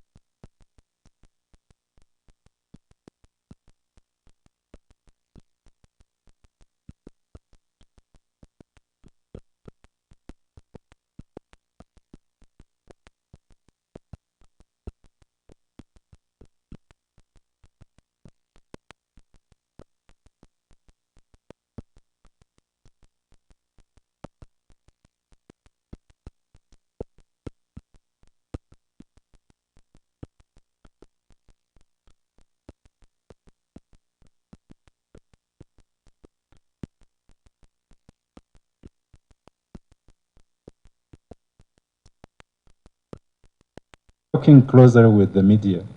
Thank you very much. Thank you, Emmanuel. Thank you. First, starting off with a survey you mentioned I'm sorry that we didn't mention that. From our perspective, we thought that this was more nationwide and more media involved. So that's the reason, and a sample from all over the country. So I haven't seen that report actually, so I can't really tell. But moving into what's your second question? Yeah, international media is a part of it, but they are not at the top of the ranking. So you will see lots of international media lower down on the ranking list. The international media higher up on the ranking list is actually the social media.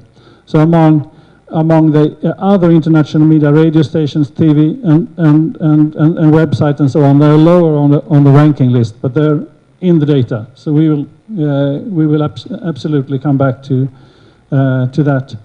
And the third question is something that we actually think is really, really important, to spreading this and to using it as a tool.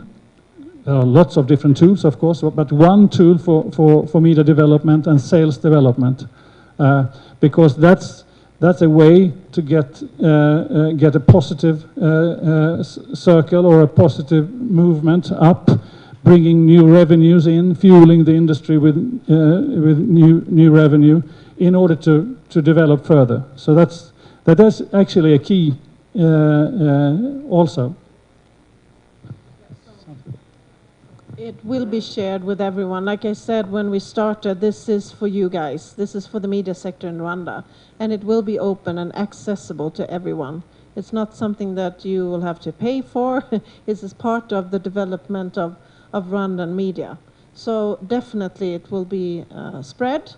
And to whomever was invited here or to the workshops, obviously, but also, you know, whoever requests to have part of this. Thank you, Anna. Let's have more questions from Andrew and then Regine.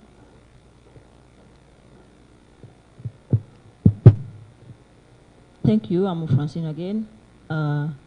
You have presented this image of the media consumption in our local media, but you mostly asked, what are you going to do? How are you going to do this? And as expert, what do you recommend? Thank you. As an expert. Thank you for asking that, but I don't have the specific knowledge about how your media organizations work. So that makes it really, really difficult. But I think that's what we can do together in a workshop. You bring in some insights, and we bring in some insights, and we process that together in order to have a direction. So it's not for us as a researcher to have recommendations, because we don't know enough about your business. But together we can do that. Thank you. Regine?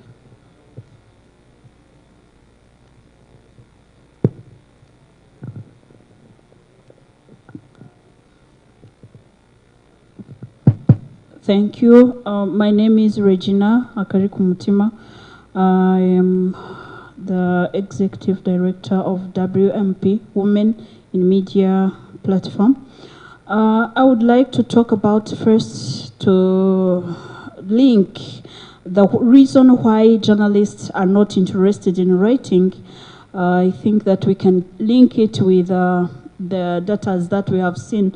People are not more interested in writing, in reading online and print news. So journalists, they are not producing more because they don't have more viewers, more readers and audiences. So that's one. Second, I would like to talk about print media. It looks like it's disappearing. When you were working, when you were doing this research, I would like to know how many did you find that we have? Maybe we are still having one, or yeah, I don't know if we are more than one. So print media is almost disappearing, and it's a risk. It's something that is not good. What we can have here, maybe it's about recommendation. We can think about it. Second, I would like to talk about the frequency that those radios they are getting. Why? The reason why we are having RBA and Radio Rwanda for having a big audience, maybe it's coming from that they get to the whole country easily. Other radios, private radios, they are not able to reach to the whole country, to the whole Rwanda. So maybe that's the reason why that happened like this. Thank you.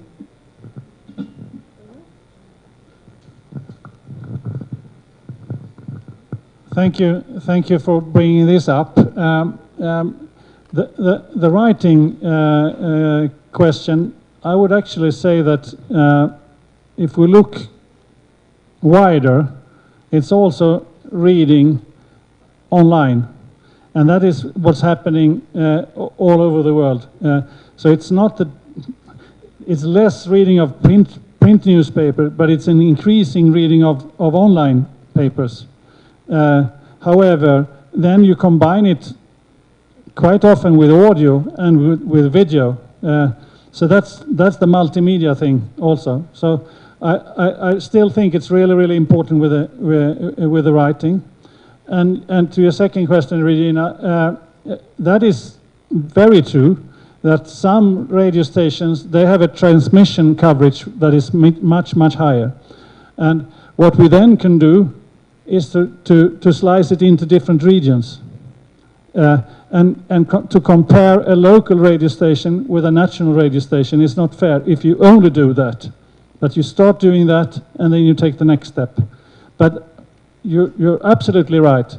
Transmission coverage is key, as the same thing that having a device that you can consume, radio, TV, online, is also key. So it gives you the possibilities. Thank you. Bana?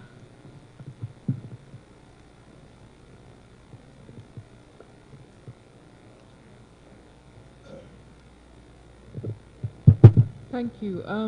I just wanted to kind of give a different view, and I would appreciate your comment on this.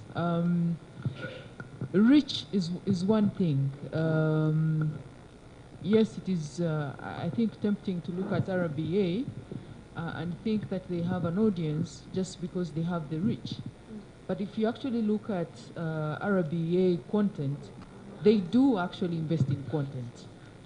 For instance, for radio, in my view, RBA Radio Rwanda is among the very few stations that actually invest in content. In terms of programming, Radio Rwanda is superior. They have original content, which we don't see with the other stations. The other stations, what we see, at least from where I sit, is they will spend a lot of time reproducing what is already online. You know, the presenters are discussing this is trending, maybe on social media, or this story is on this website, but there's no investment as such in producing their own content. So I think even that affects in terms of the audience that they get. The other issue that I wanted to get your view on is, we know that the role of newspapers is totally different. People tend to think that newspapers will disappear because of online, yeah? But for the same reason, in my view, and maybe I'm biased because I'm from a print background, for the same reason that we have cinemas, that they haven't disappeared, for the same reason that we still have cars, people buying their own cars, even when you have Uber, or even when you have Volkswagen, you know, newspapers serve a special purpose, yeah? So when you look at the Rwandan market, do you think, even with the digital trends, there's that room for newspapers? and also paying attention to that specific role that newspapers play, which is taking it further. You know, if you're looking for analysis, and it's no surprise, of course, that the elite are the ones who are interested in newspapers. So looking at the Rwandan market, in your view, do you think there's still room for newspaper, or we should forget about it? Thank you.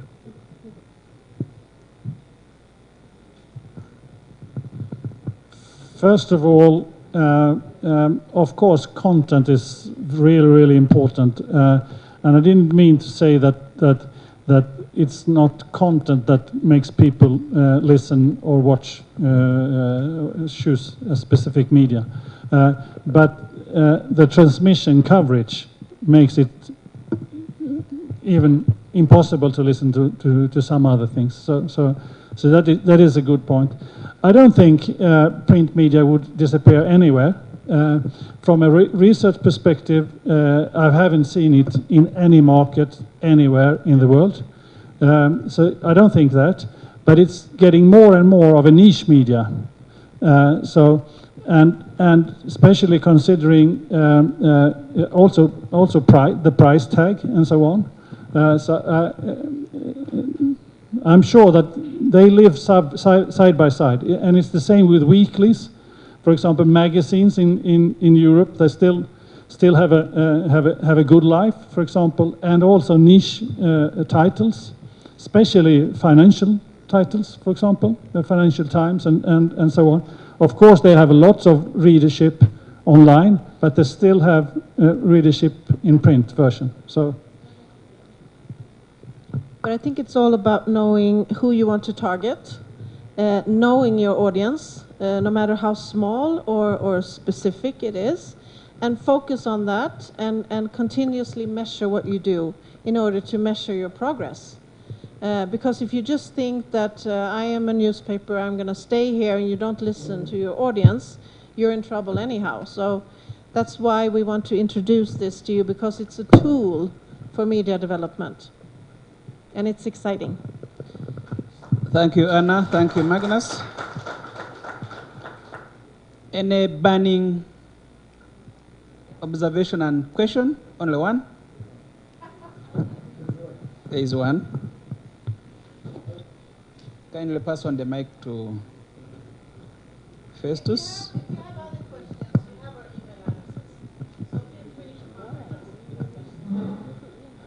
Okay, good afternoon. My name is Festus Irungo, Mount Kenya University. My question is about the language. Did your research focus maybe on the kind of language the media use in terms of presenting the content? Thank you.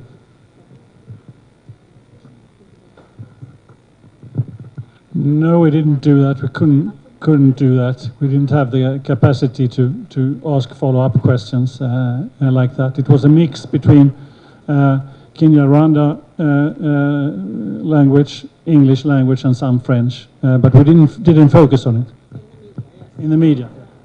So the content is on every language, and the interviews were, of course, made in Kinyarwanda to cover, you know, all of the things that people would say. But the content, in what language the content was provided, we did not dig into. Yeah, I think we are now coming to the end of this session. From me, thank you. Thank you, Anna. Thank you, Magnus. Thank you, Anki. Thank you, everybody.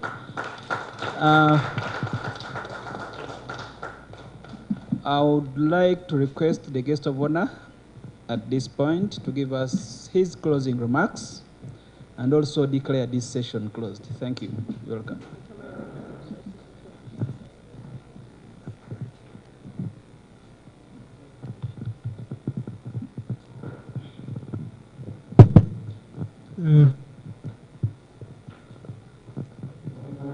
Thank you, Alex, for the floor. I want to not take too much of your time because we had a long and intensive session this morning and this afternoon. I want to just to extend once again my appreciation to you all for your active participation in this forum. It was a great pleasure and a privilege for the Ministry of Local Government to be part of this fruitful day. I would like to say that the doors are open for you all in the Ministry of Local Government. Feel free to come and we discuss what should be done for the way forward in terms of making our media sector vibrant, responsible. As you know, our sector, we need to be an important player in the transformational government, as our colleague from Never Again have mentioned.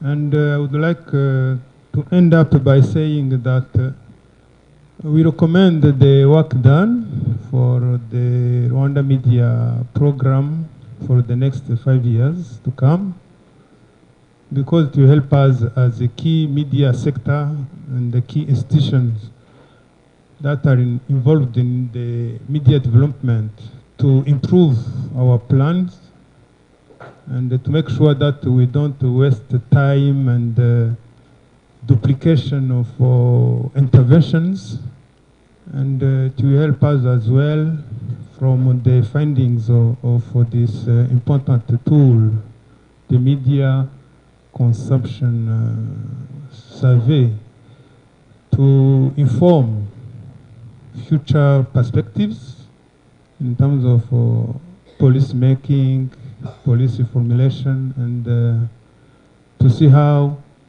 we can, if I can say, from the point raised by the coordinator of Pax Press, motivate as well the investors who are willing to invest in the media sector of our country. Let me say that we are more than ready to see how we can have the media sector we want of our country, with the participation of all key stakeholders and the partners represented in this room today. Thank you very much. I wish you all the best.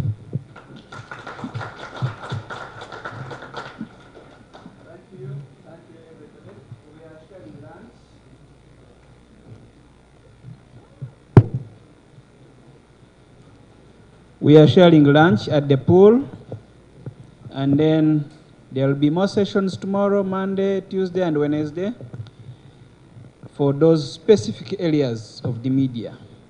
You can link up with Bruno to see if you are part of the group or request permission to be part of those groups. Thank you. Have a good afternoon.